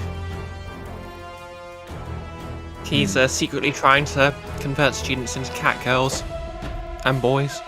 Oh, the MBs. goddammits were from Pixel about us talking about the series of tubes and all that. And the Ethernet, yeah. No, it's not the internet, it's Ethernet. Ethernet. Like that. Hey Bree, don't look at the chat for a bit. Okay, I won't. I'm totally looking. Congratulations, Nolus, you have got it. Okay. Luckily, I waited until the message from Nolus was quite way back, so we're okay. But yeah, the goddammits were Ethernet. I was pleased with that. Because that is maybe what a magical letter system would be called as well. Because the ether is, it's magic. And it's air as well, so...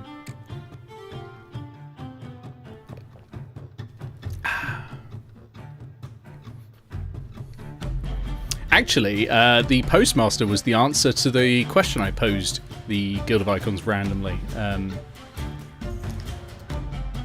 And you actually responded, Bree, so that's good. It was, what was it? It was respect, knowledge, or friends? Yeah. The postmaster is that. The postmaster is respect. Is respect, yes. The manifestation of respect, or... Oh, yes.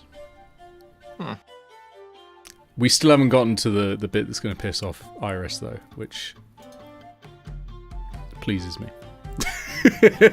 I'm always hyped for pissing off Iris, if only for all the other M jokes. I don't think it's going to, piss off Iris. I think it's going to be more of a, God damn it, Nick. You can't keep fucking doing this. But, I think that bit's going to be fun.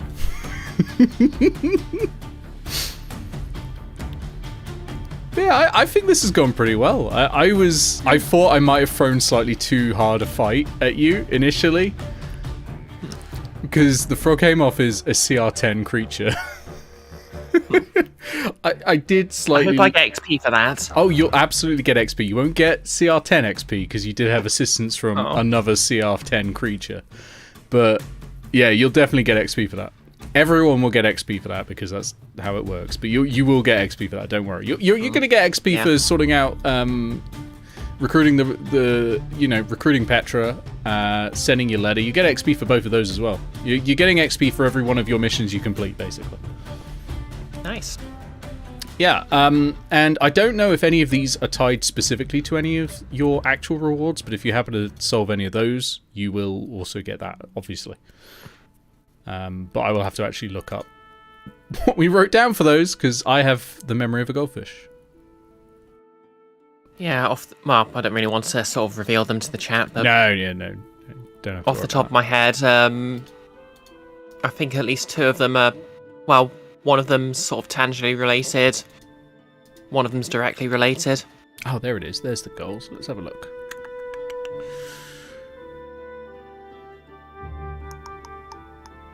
Yeah, they're related. probably none of them are going to get... well, maybe. One of them might, depending on how well you do. But I think the others are going to take a bit more time. But you'll certainly have a lot more information towards them.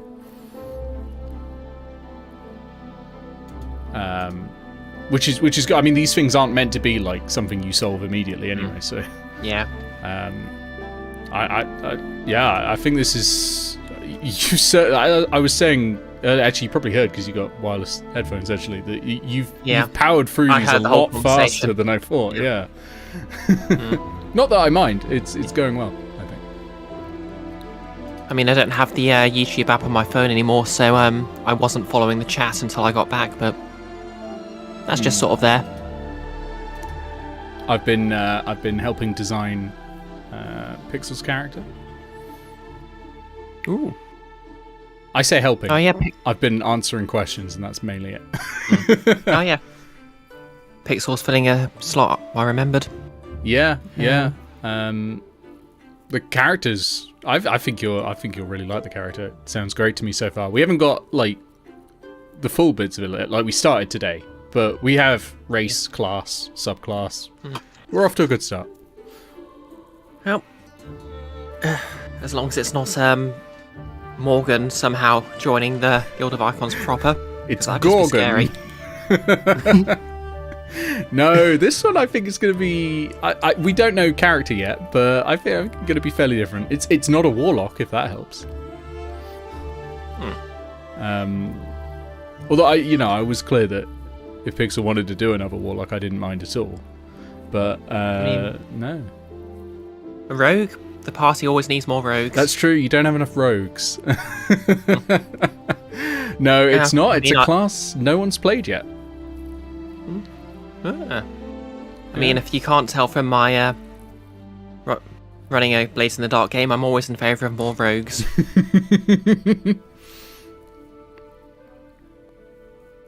Yes, we need to design a culture because it's a race no one's played either. Also, Nick, my witch class for my secondary character is in the Discord if you want to look that over later for approval. Will do. Yeah, absolutely. Yeah, it's an official race. It's just one no one's played before, and no one in any of my games has ever played. So I haven't actually thought of anything of where they might live, what they might do, like whether they're blob people. They're not blob people actually, although they are an official race. No, it's like where on the map do they mainly live, or do they live everywhere? Is it so we're gonna sit down and sort of design that together, I think. Yep, I'm hyped to see what Pixel's playing. Yeah. I mean, I'm not saying what it is purely because I don't know if Pixel wants to keep it a secret. Pixel, if you want to say, you can. I mean, like, there's no... It doesn't have to be a spoiler, but you can also keep it secret if you want. Yeah. In my experience, people love to talk about their D&D characters. Yeah. As I learnt when I inserted the Guild of Icons sort of into the Blaze in the Dark setting. I still love that. What a move. Beautiful. Yeah. I think my overall rule is they sort of get involved. They'll get involved if the crew ever sort of start bothering people who don't really deserve to be bothered. So obviously they were introduced to hired as bodyguards for people who are just sort of going about their business. Kind of like the A-team. So yeah, yeah. If you've got no one, if you've got no one to help you, and you know the right people to call, perhaps you can have the Guild of Small Pictures. The gang of tiny images. That's it, tiny images. It is. No, I really enjoyed that, particularly Ruzzad. But yeah, no, that was good. That was really good. I was still impressed with the descriptive work you put in for that demon in the last session. That chilled me to the core. Yeah. I think partly because I'd read some of the bits of the book on demons, because when Andra said that they were playing the dealer and the dealer knew demons, I was like, well, I better learn a bit of it because the dealer is Alias's closest contact. And I was like, every line is like, do not fight a demon. Do not even try. What are you doing? Go away. Run away from them at all times. And I'm sitting here thinking, oh shit. Yeah, I kind of wanted a second chance at basically the rule I didn't really implement properly. Because obviously Iris's character knocked out the assassin I had planned straight away. Oh yeah. And there are actually rules that say a particularly powerful character can actually sort of force you to force a consequence, and so you have to resist to even attack. Oh wow. Ooh. So I wanted to sort of introduce a creature that powerful, just to see if I could get that right this time. My I think I've said in the group chat for the Blaze in the Dark game, but my main inspiration was Foster the People have a song called Best Friend, and it was basically inspired by the music video from that, where there's a model who goes around swallowing other models to steal their tributes. Yeah, that, it was so horrifying. Oh my god. Getting reversed Zeused.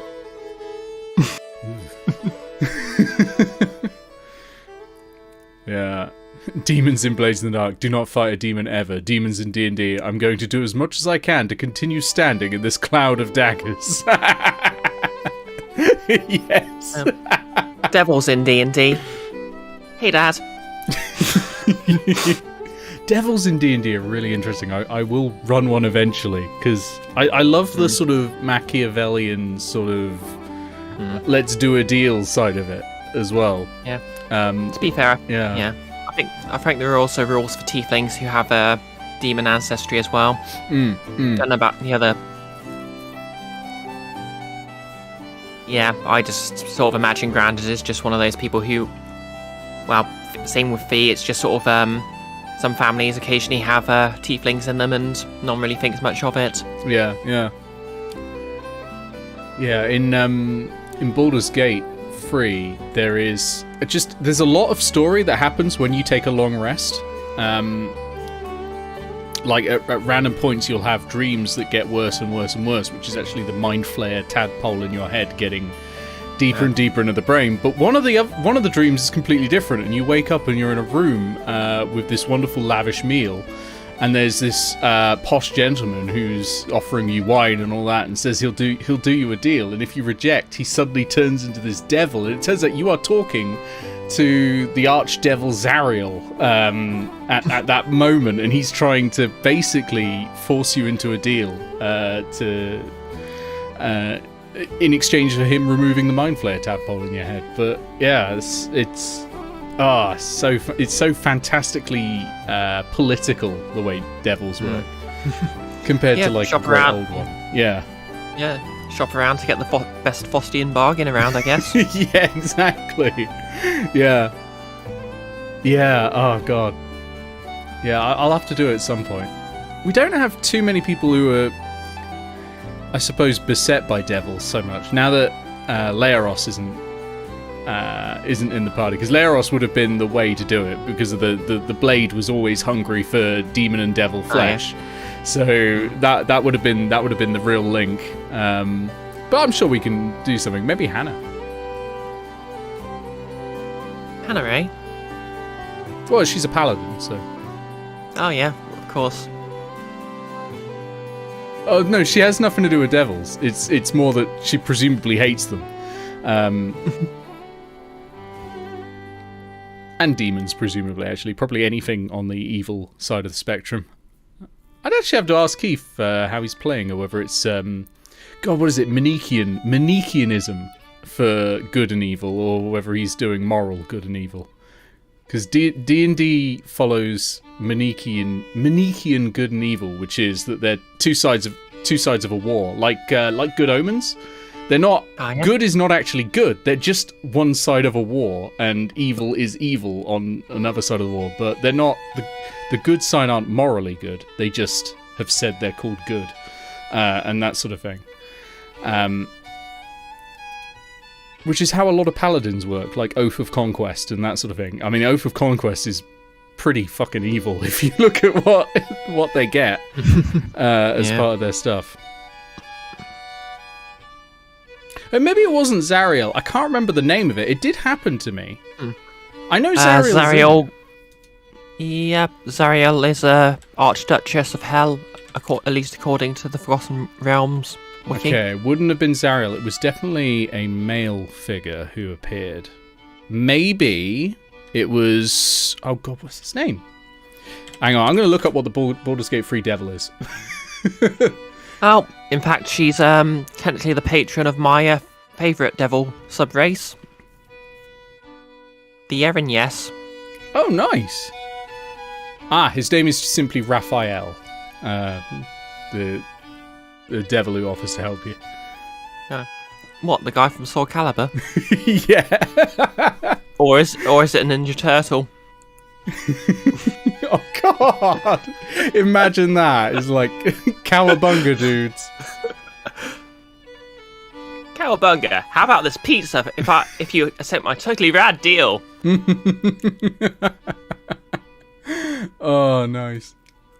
The deal is, I've got some bad news. If you want to beat them, the turtles don't lose.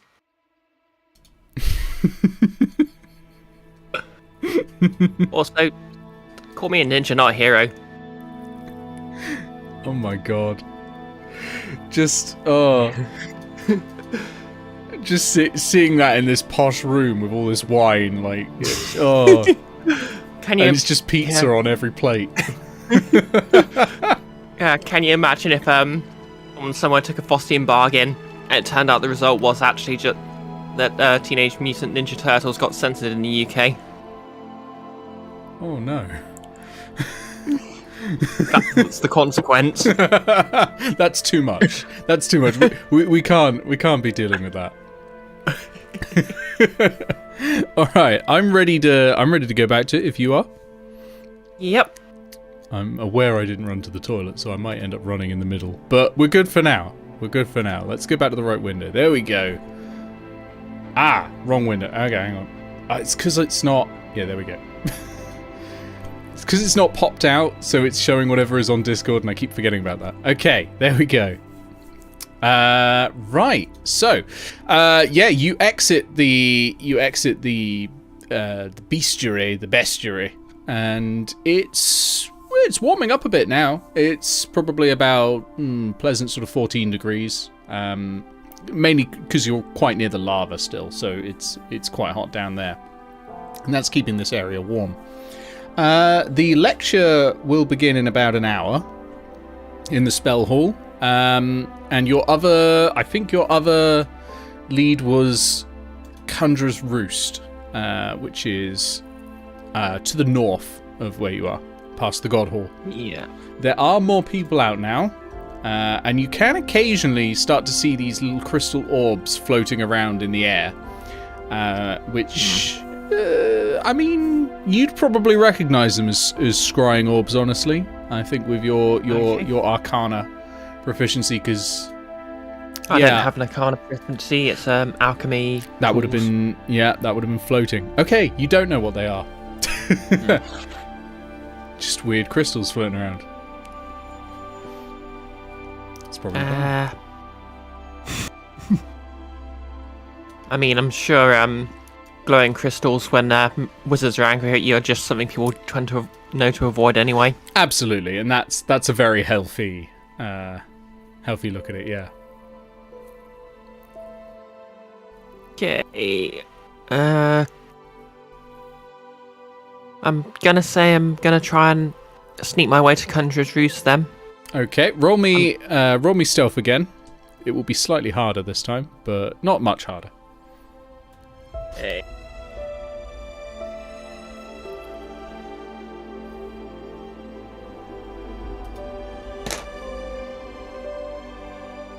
That is a 24. Yeah, you're fine. Because of the extra crowds, you're able to sort of slip in to all of those groups of people and just sort of slip from one to the other. And you're able to watch those crystals as they go overhead and just time it right to just keep dotting up and up to Conjurer's Roost. The entrance to Conjurer's Roost is a bit of a problem, though, as it appears to not exist. So you arrive, and there's this bridge over to the roost itself, which is floating over what appears to be nothing. Like, you're looking down, and it's just pitch black down there. But the bridge is actually broken, and there's a good 10-foot gap.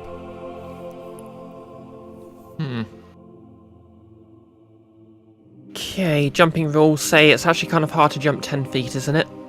It's not too bad. It's based on your strength, so presumably you're going to be okay. Okay. Let's just have a look. If you move 10 feet before you make a long jump, you can jump up to your strength score. And yours is like 18, isn't it? 16? I think it's 14. Still enough. I mean, it's going to be above 10. We know that. So, yeah, you can just go straight over. It's probably going to be more of a problem for other members of the party who ever need to get to Conjurer's Roost. But you are going to be okay. Okay. While I'm here, can I just have a quick look around just to double check to see if there's another way to get across, or? Sure. While you're on this side, there does not appear to be another way across. You do see a couple of students who are looking at you, a little confused. And then one of them follows over, actually. Whispers an incantation, touches their chest, and then just flies over. It says, out of spell slots? I say, nah, I just like to challenge myself. And with that, I just try and run over and make a running jump over. Okay, and they go, strange, alright, and they just float behind you. Like, and as you get there, they open the door and say, well, let's go. Can't keep Varixis waiting. I guess I go in. Okay, so this is another tall tower. It's a bit similar to Whisperwatch structurally, but it is very different, like, internally, what's actually in here. The walls are all daubed with ash and chalk and possibly blood in places, and they're in all these various arcane sigils and circles all over the place, all up the walls. It's one giant hollow structure, though, going all the way up. And on the floor in the center is a ring of candles, and someone's preparing for some sort of spell or ritual. You're not 100% sure. Actually, roll me Arcana, and we'll see if you can recognize the ritual that's being cast here. I don't suppose I could argue I could roll alchemy instead. Absolutely not on this one. This is definitely a very Arcana spell. That's fair.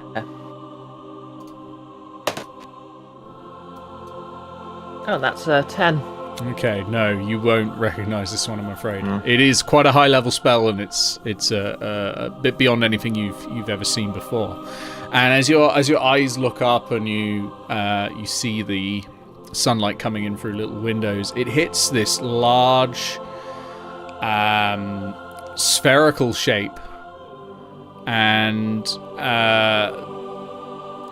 that shape has one large eye in the center, and these little tentacles that come off, each with eyes on them. And the student who came in with you says, well, Varixis is waiting, and points up to the top. Varixis looks down at you, and you've seen something like this before. I mean, you remember the Gauth, the alchemist. This is larger, though, much larger, about twice the size of it. Yep. Fortunately, Grounded hasn't lost the primal instinct to assume something spherical as a friend. Okay. He turns, he sees you, and he's got there's this sort of circle of glass dangling from one of his eye stalks, and he moves the eye stalk sort of over his main eye, and the circle of glass forms a monocle over the eye, and he looks down and he goes, ah! And you actually hear this in your head. Is this a new student? More of a visitor. What does it want in my roost? Well, what else would I be here for? But I have questions regarding the alchemical secrets. Secrets, you say? Very well. more like someone else's research, but you know. What sort of secrets? Okay, would you believe in the library I encountered a... Forget what they're called. Look kind of like you, but smaller and kind of slimy. All manner of things ape our perfection. Perhaps a spectator?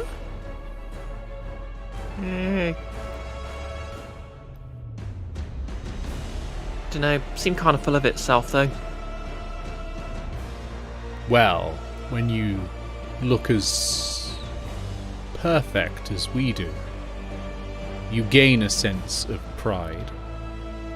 Is it dead? Yep. Good. Wouldn't back down.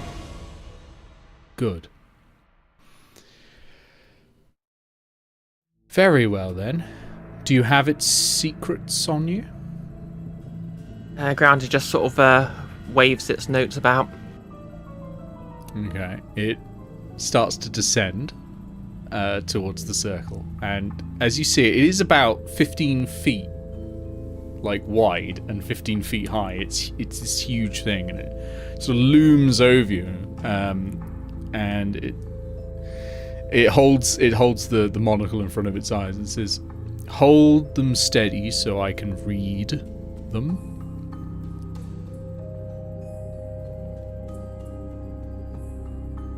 And it starts sort of scanning the writing. Like, useless, primitive, useless, primitive, useless, primitive. But that last one slightly changed. Roll me insight, please. Yeah. Insight's the one I've got my floating proficiency in, isn't it? No, it's perception. Perception, that was it.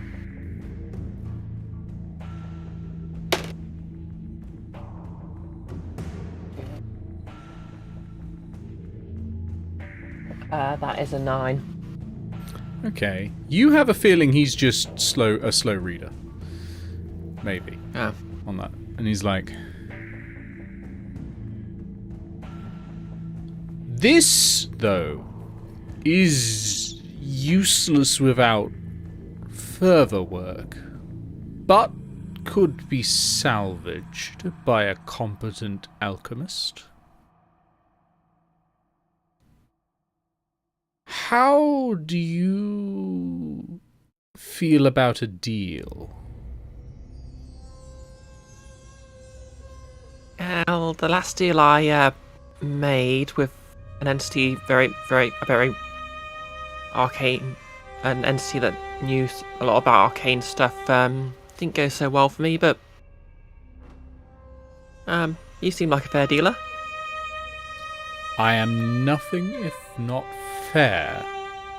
You may ask any of my students, and he sort of gestures with some of his eye stalks at any of the other students. They kind of cower a little bit. He says, the deal then, I will... And his mouth stops moving, but you continue to hear his voice inside your head. I will be blunt. The postmaster, do you know him? Yeah, mess him. I want him dead.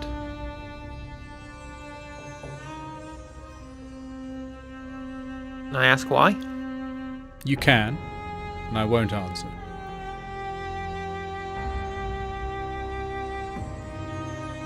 Is that the deal? You kill him, and I'll tell you how to make this potion. This one good potion. This one interesting potion. It is interesting, actually, because I have one. And I'll give it to you now if you agree to kill the postmaster. Yeah.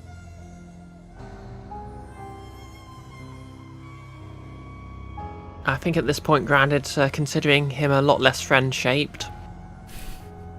And she's kind of out there, but she's thinking ahead a bit further now and probably thinks it's not a good idea to actually turn him down out of hand, even though she absolutely doesn't want to commit murder for anyone. So she's going to say yes provisionally. He turns an eye stalk to one of the sigils on the wall and it glows, and a small portal opens and through it floats a little potion. And it's quite a small, it's a spherical glass potion bottle, and in it is this beautiful iridescent liquid. It's sort of pearlescent and it sort of flits between all of the colours. And he brings it down and he says, "For you, then."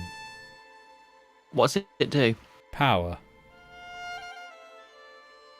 Temporary power. But power nonetheless. I will tell you mechanically what it does, because I feel... I can't tell you narratively what it does beyond power, because the words don't exist for what it does. But mechanically, what it will do is for 1 minute after you drink it, you are effectively one level higher for class features. So whatever your 7th level class feature is, you have access to it for 1 minute. If you are 10th level, it'll be your 11th level class feature. That includes spell slots and all that. It does not include health or hit dice, but anything else that's on there. And that includes like an ability score increase or whatever. And then after the minute, it's gone. Okay.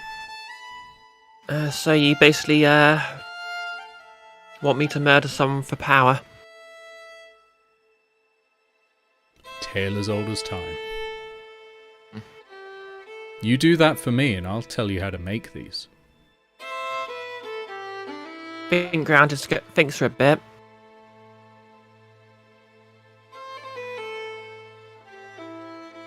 Puts it down on the table and says, "Do I look like a politician to you?"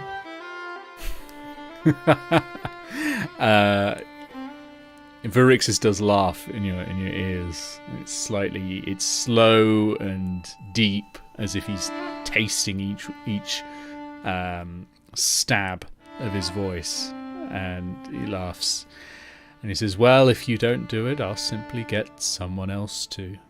All things find their way to the roost eventually, whether they wish to or not."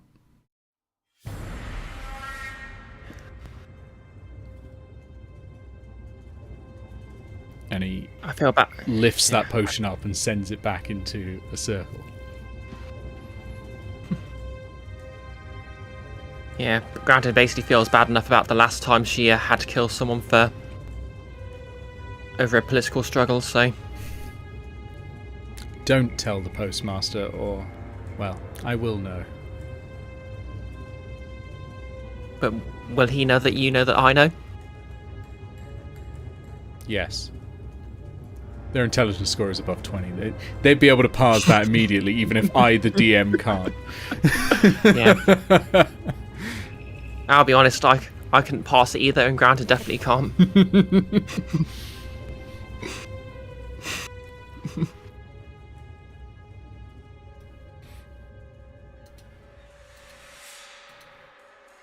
If you change your mind, you have 3 days.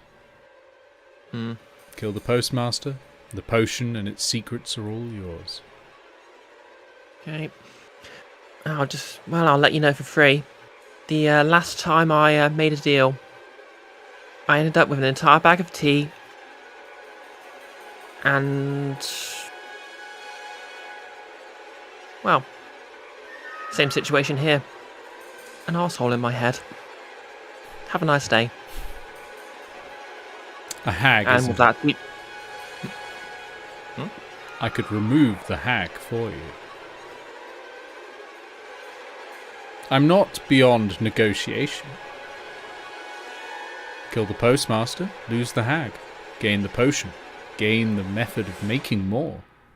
It sounds like a good deal to me. Everyone has their price, Grounded. What is yours? Don't act so surprised. Who do you think is looking for you right now?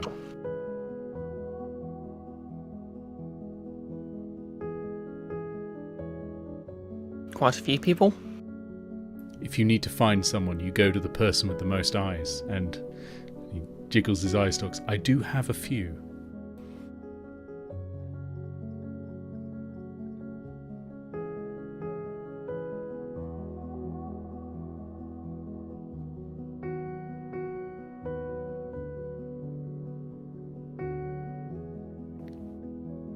Three days. Your choice. Ground just sighs and walks off. Okay. Very nicely done.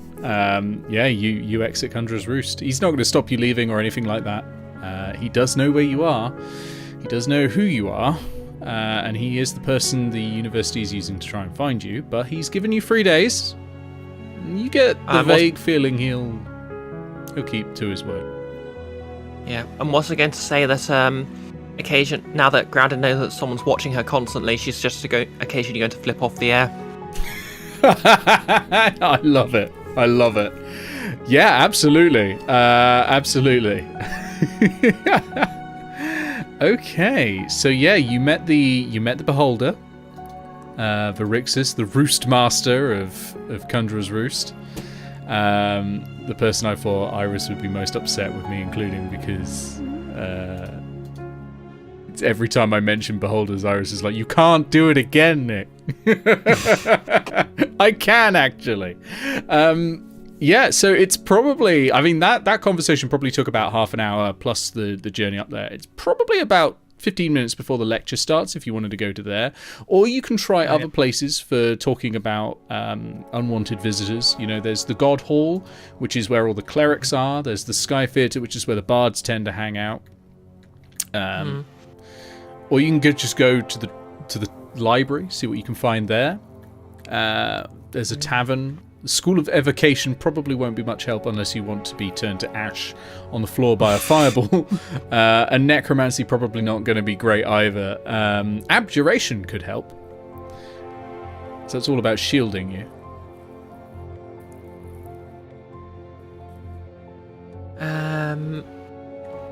I'm going to say Grounded probably doesn't want to try the clerics, because last time a cleric helped, they just tried to get rid of all the ghosts, and she's not about that.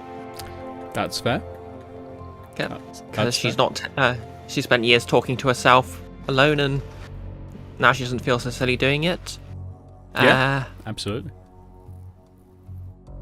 I'm going to say she's just going to watch it on the lecture and see what it's about.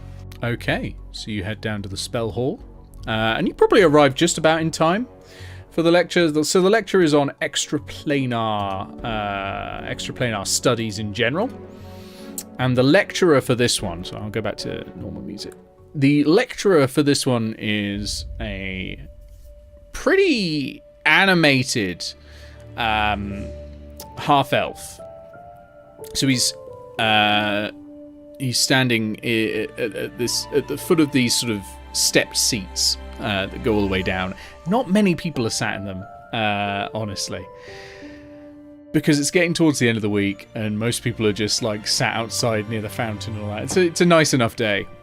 But there's a couple of people, and you sit in, and no one looks at you as you arrive or anything. And you're able to get a seat, and that's just fine. And he's sort of talking pretty animatedly about a couple of the planes. So by extraplanar activities, he means things outside of the material. He doesn't mean things outside of planes in total, like the astral sea or something. But yeah, just planes in general. So at the moment, he's going on about he's going on about the elemental planes of fire and water, and the chaos of their conjunction. So when they combine together, there is this sort of belching steam and smoke that forms almost its own plane. It's like a demi-plane of smoke and steam, and it's impossible to live in it. You can actually live in the elemental plane of fire, and people do. You can live in the elemental plane of water, and people do, but you can't live in that mix. It's too chaotic. And so he's sort of talking about those blends at the moment. And yeah, he goes through a long lecture on that. He's talking about a lot of the joints between the planes, particularly the elemental ones, but he also mentions a little bit about limbo. He mentions a little bit about the Shadowfell as well, and how things like hook in with also the Feywild, which is sort of like you can sort of see it as either an extension of the Shadowfell or a polar opposite of the Shadowfell, where one place is in a way sort of happy but sinister, the other is sad and sinister. Yeah, there's a lot of talk on that sort of thing. And the lecture goes on for about 2 hours. And at the end, he goes, okay, so any questions? And literally no one raises a hand. At all. Because they're students. They're just sitting in there to learn a little bit, and they don't want to engage. Okay, so Grounded's probably feeling kind of bold now because she knows the one person who's actively looking for her probably isn't actually going to make a move for at least 3 days. Mm-hmm. So she's going to raise her hand and ask, what kind of creatures live there? Like the Fae? Do they live in demi-planes or what? Well, you find them all over the place, really. And he starts moving his hands all the time, and I'm hitting my microphone. Oh yeah, well, primarily in the Feywild, but they'll slip through things called fairy doors, fairy gates as well. You usually find them in woodland.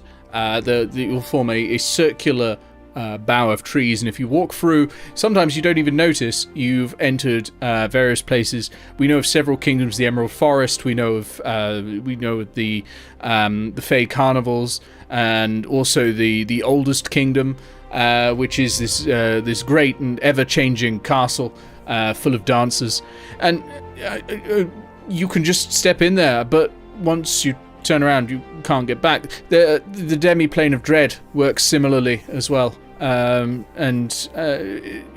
Possibly they're opposites. The Shadowfell is a different one. That's interesting. If you enter an area of complete darkness, we're not talking shadow, we're talking complete and abject darkness, then you will slip into the Shadowfell, a place where there's light, but it's all very much shades of grey, and it's very, very dim and grim in there.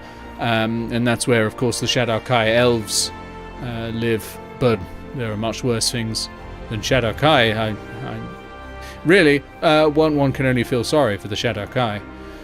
They do a noble duty, if a grim one. But the other things in the Shadowfell are much, much more terrifying. Vampires, particularly. Sorry, you were talking about the Feywild, weren't you? Well, the Fey, yes, they make their homes in the forests and the woods, here in the Material, or in the Feywild, or in the swamps, anywhere with a bit of nature, really. You'll get a hint of the Fey. Do you have any particular Fey creature in mind? I heard something about hags, I think they were called. Oh, hags. Oh, you'll find them all over the place. Yes, they really are quite adaptable, terrifying creatures. Swamps often, particularly, but you'll also find them in woodlands or in the sea as well. There are sea hags, and also night hags. They'll sometimes arrive in, all sorts of places, like villages and that sort of thing. They're horrifying, and you've got to be careful never to find 3 of them at once, of course, because they get so much more powerful when they have a coven. But if an individual hag, not too hard to deal with. Just don't ever agree to anything. Don't let them know your name. And carry a bit of iron with you. So what do you do if, say, and she inflects as if it's a joke, you get convinced by like a bird or something to leave your all your iron items behind, give your name, and then make a deal? well then you'd be very, very stupid. That would be a terrible thing to do. Just don't do that, quite simply. Yeah. Just Would actually, yeah. yeah, just don't. Don't ever do that. Just refuse to give your name and don't agree to anything. It's quite simple. I mean, they may still attack. They're still, they're creatures. They're not lawyers. They'll still attack you, but you'll have the upper hand, provided you're a competent spellcaster or good with a sword. Yeah, you would have to be pretty stupid to do something like that. Oh, absolutely. I mean, even a child would know not to agree to something with the Fae. Oh, no. Terrifying. It's impossible to break that sort of bond, short of killing the hag, really. Yeah. But, wait, didn't you just say it was easy to defend yourself from a hag, so if the deal is as easy to break as killing the hag, isn't it basically the same as turning the deal down? Oh, no, they're much more powerful when they have your name and when they have you bound to them. If there's a binding between the two of you, they can do all sorts of things. You didn't agree to give them an eye, did you? Grounded reflexively just checks if she's still got eyes. Yes, good. Because they can see through it, you see. They see through your eye and they'll always know where you are. The worst is, of course, if they get in your head, because if they get in your head, well, what's to stop them just taking control? They don't need to ask you to do anything at that point. They've got your brain. Terrible. I suppose you could stop it if you knew someone who had some ability to prevent, mingling into minds, reading minds, that sort of thing. Some bards are pretty good at defending against that, or the school of abjuration can stop it. I've heard some people can just innately do it as well. Psychics and the like are pretty good at defending against that sort of thing.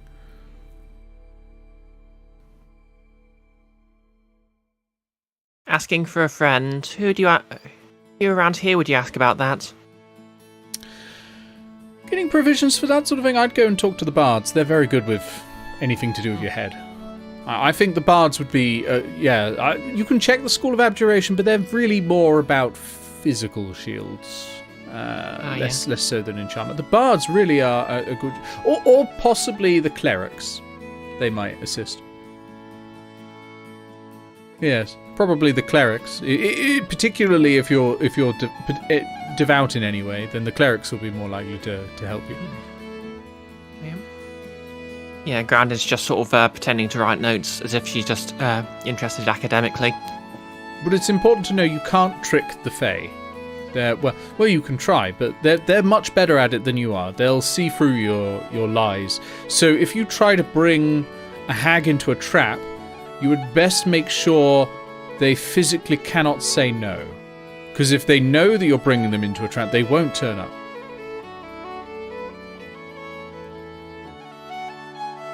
And they might do something else, like, take control, melt your brain from the inside, something like that.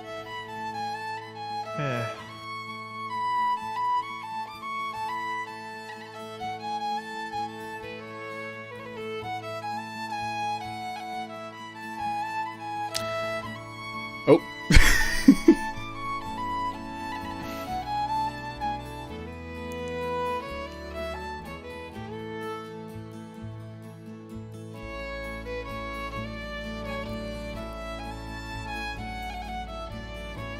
Welcome back. Brain melted.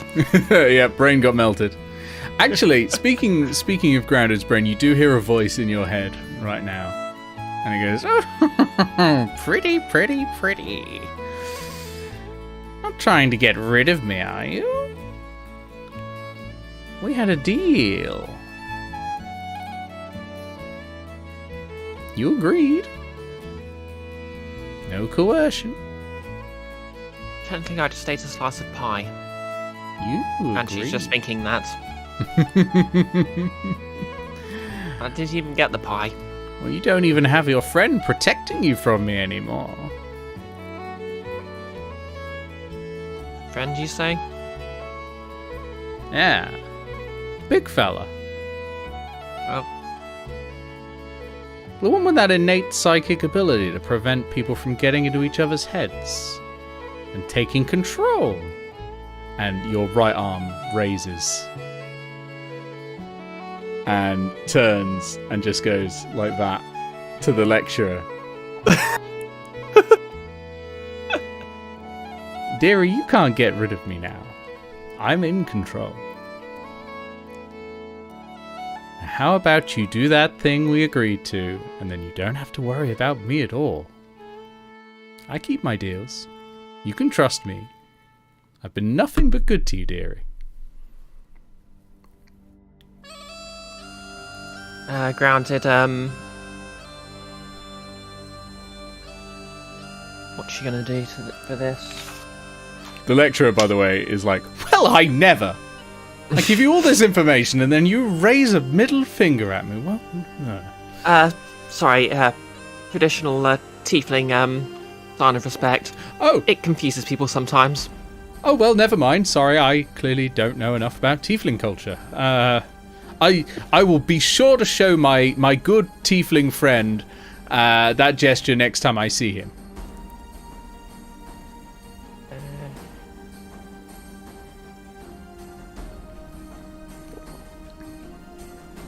Yeah, I'm gonna say Grounded sort of reaches into her pocket and sort of deliberately pricks herself. Well, maybe not pricks herself, but sort of squeezes an iron caltrope. Okay. Okay, so as a means to sort of keep control. Oh, and to to use iron. Oh, I like that. I like that. Yeah, I think that'll work. I think you get the feeling it won't work forever. Like, she's gradually getting stronger now that the influence of, well, the anti-psychic field emanated by Glarus is no longer there. But for now, it's working. And so she sort of fades into the background, like, devil metal. And is the last thing you sort of hear as she goes away, which is, of course, a genre of Tiefling rock. It's what Grounded used to. It's what Grounded plays on her flute. Yes, which he technically has, but has never come up. Well, you never know. You never know when you might need a performance check. But yeah, so for now, the hag has faded into the background again, but is getting more and more powerful. Yeah, I think with that, Grounded's going to wait until the end of the lecture and. What sort of time is it? It'd be about at the end of the lecture. It'd be about probably 4 p.m. Lecture started at about 1:30, I think. So I think it was a good 3.5 hours. She's probably going to find somewhere to just get some hot water. Hot water? Okay, so your options there. You've got a few actually. You can go to the tavern. You can go back to the stacks. You could, probably the tavern or the stacks are the best places to get some hot water. Or you can just take some water and get it heated up somewhere if you need to. Yeah, I think she'll probably just drop by the tavern. Okay, so you enter the Overlook Tavern, and I wasn't expecting you to go there, so I need to go and find my notes on the Overlook Tavern. Wait, where on the map's the tavern? It's right next to the stacks. Oh, okay. Under Whisperwatch, so it's overlooking sort of the edge of the cliff. So while you're in there, you can look down into the gaping abyss under Candlelaw. And it's quite big and it's quite bustly. It's about 4 p.m, so that's when most students start drinking. And there's a lot going on in there. There's a lot of students just sat down and they're like, hey, beer! And drinking away from massive flagons. And there's, little pseudo-dragons flying around, dropping off food and drink at various places. And it's really bustly. It's really warm in there from all the people in there. There's probably about 60 people in there now. All sat at tables eating and drinking. As you come in, the bartender looks at you and goes, yeah, take a seat. I'll send over whatever you want. Can I just get some hot water? Like, all right, can do. And as you take a seat, a pseudo-dragon flies over and drops off a little flask of hot water. And flies back. And the bartender says, don't worry about money, it'll come out of your pocket automatically. And you can actually see like one silver piece just fly out of your pocket and float over to the bar and just drop into a little bucket. Grounded doesn't really care and just sort of stares very ruefully at the tea as it's brewing. Yeah, it is becoming a progressive problem, the hag. How does Grounded feel about it at the moment? She was kind of indifferent to it until she started realising her arm was moving about. Because bodily autonomy is kind of after, having to think about gnolls and parental slaughter thereby. Her bodily autonomy is kind of an important thing to her. Yeah. So, need to get rid of that hag. Well, it's a good thing you're surrounded by a lot of very violent people. But the question is going to be where to do it. I mean, if you do it in the middle of Cantlore, there'll be all eyes on you.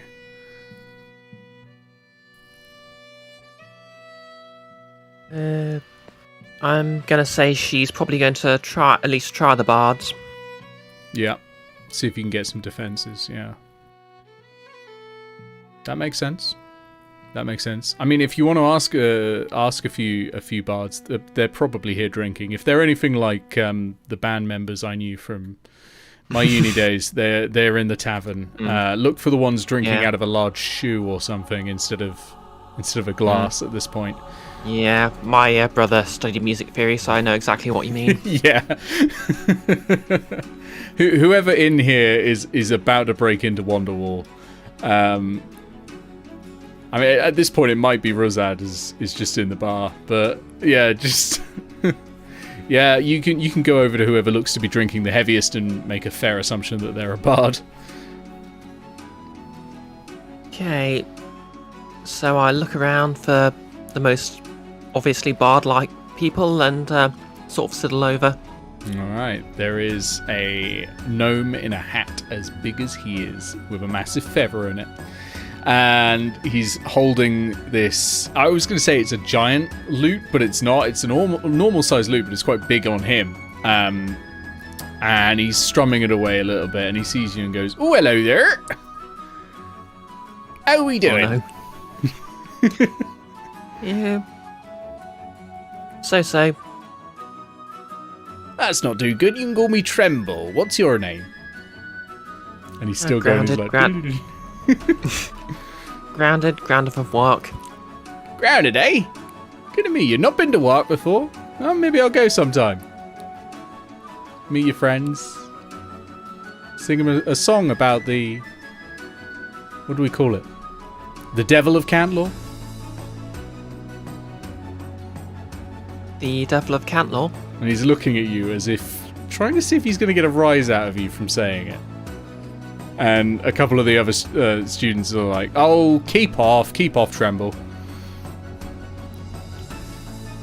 No, I'm just, wordsmithing. You got to have powerful, evocative words. You know, you can't say the Tiefling or Cantlore. It's useless. You got to say the devil.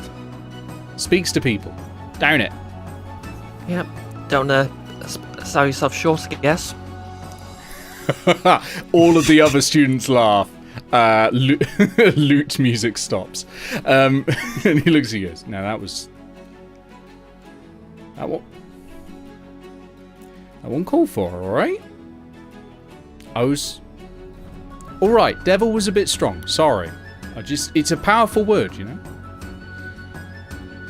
Alright. I'm sorry. I just... How about a drink?"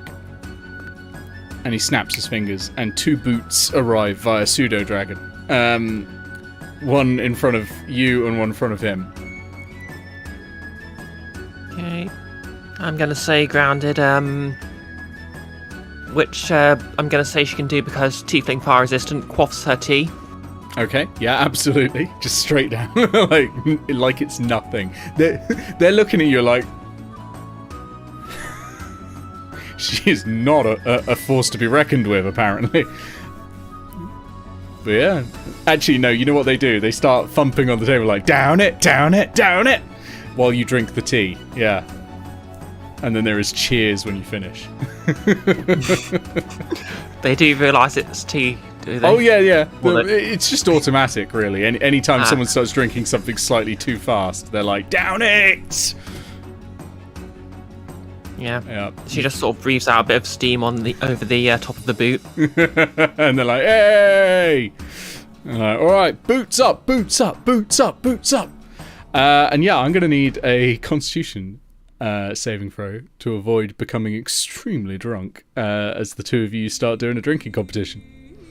And I will roll for I can't remember what it goes. Tremble. That's it. Tremble. Oh. Hey. This is turning into the Hangover.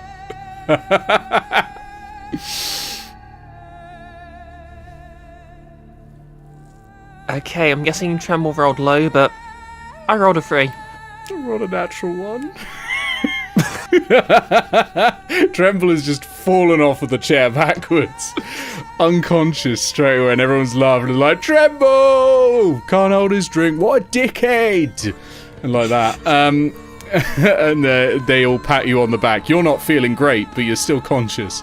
And they're patting you on the back like, hey! Yeah.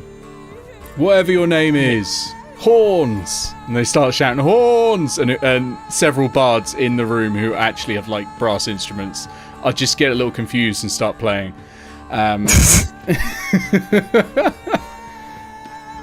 Like, take a seat, horns! Take a seat, you're one of us now! Alright! I don't know why they're Cockney. Tremble wasn't, but they are.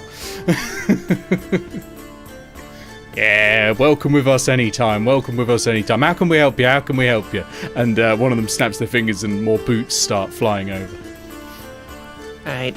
Well, actually, I was kind of told the bards in this place might be able to help me with a bit of a problem I've got. Oh, yeah? Got the itch, eh? Not that kind of problem. Ah! Not really. Happy days. Yeah, not kind of my thing, actually, but... Fair enough. You can still get it, though, if you sit on the wrong toilet, I heard. Yeah. Yeah. Or at least that's what my friend Dimbles said he got it from. Yeah. And he just looks up and is like, hang on a minute. I don't know enough about that to refute it. You can do a medicine check if you want. Okay. Yeah. Oh, wait. Would healer kit? No, yeah, I think so. I think this is it? a mundane enough disease that a healer's kit would help you there. Like you've probably got a little pamphlet in there on ways to avoid getting various itchy diseases. +4 to it then. That's a 10. Yeah, you know this is nonsense. There's only one way to get that disease. It is not from sitting on a toilet. Yeah, there's kind of only one way to get that. And he's like, huh.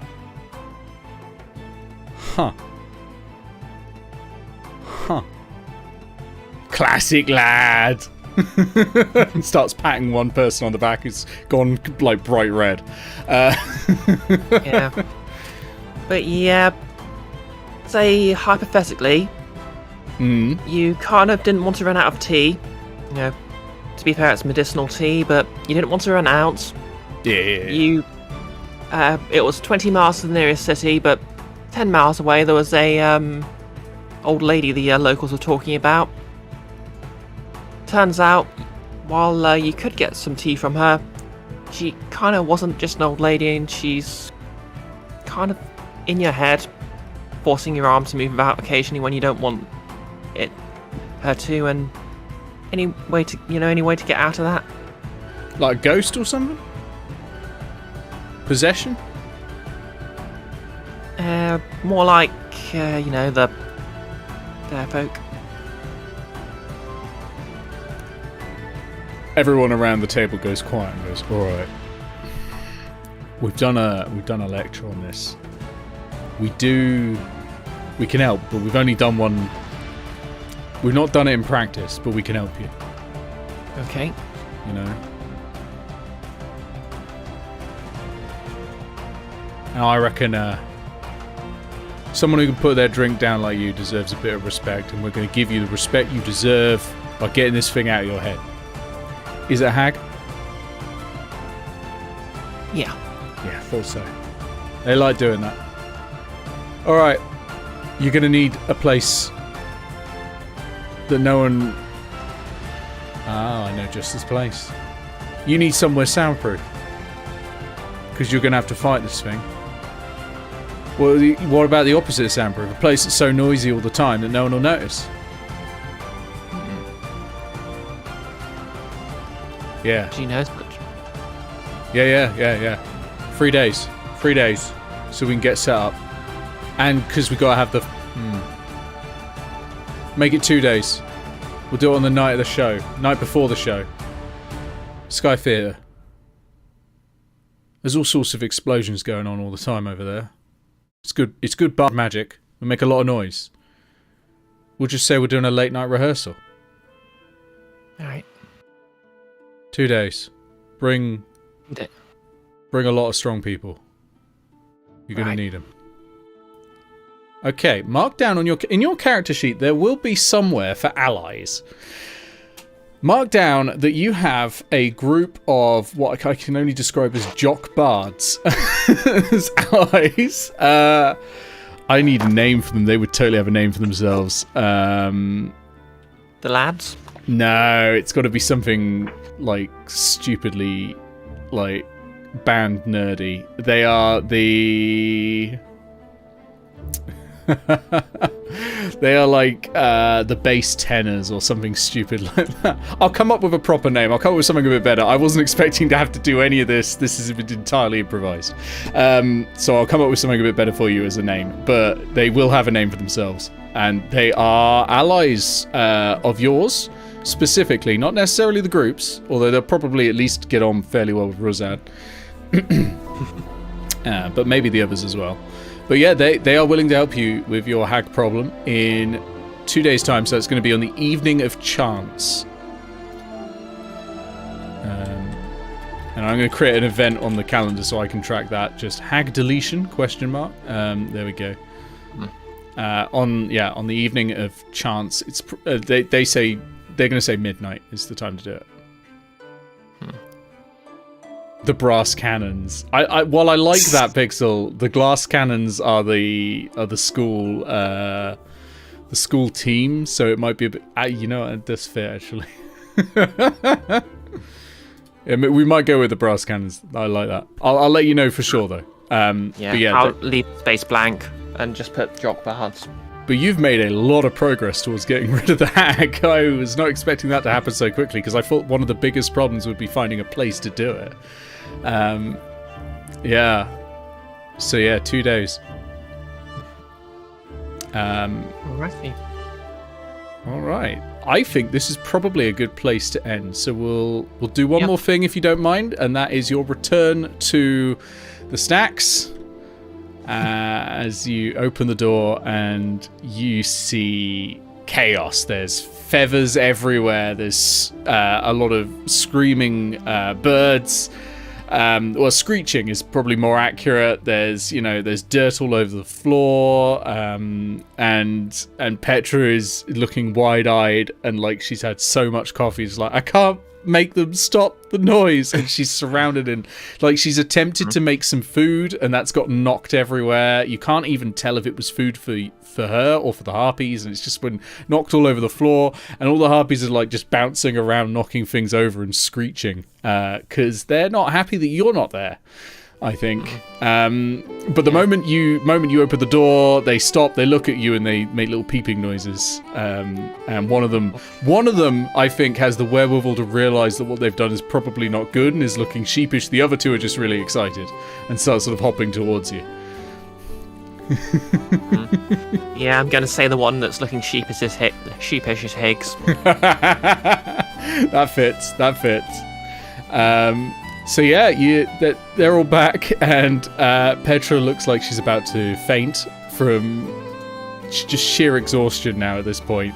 She's like, good, just, and she doesn't even finish the sentence. She just leaves and goes upstairs, and you hear her bedroom just close and this thump as she lands on her bed.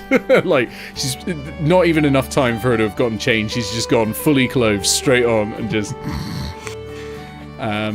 yeah, that is the full 1-on-1 D&D session, I think. And alrighty, you got a lot of stuff done on that one.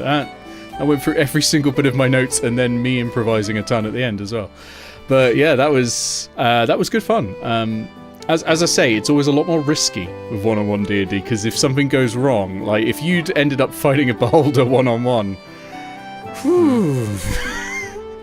you probably would still have won. I mean, actually no, they hover. You can't give them full damage. Yeah. But yeah, definitely a lot of things have happened. I'm going to make some notes as well. And yeah, I'll let you know how much XP you've got after this. I'll tally it all up once I've gone through it all. But yeah, thank you so much for playing. It's been fantastic. Yep, thanks for DMing. Had fun. That's what I like to hear. All right, I will hit the outro screen and say goodnight to everyone. If I first remember to pause the music. There we go. All right. Outro screen. Boom. Okay. And I will mute. There we go. All right, everyone. Thank you all for watching this. This has been a slightly different D&D game, and I've really enjoyed it. It's been a chance to do some new things, I think, and to progress some story, which has been good. I need to turn that video down slightly. There we go. Wow. Anyway, thank you to my sponsors who are up there on the top left. You'll see it in a moment.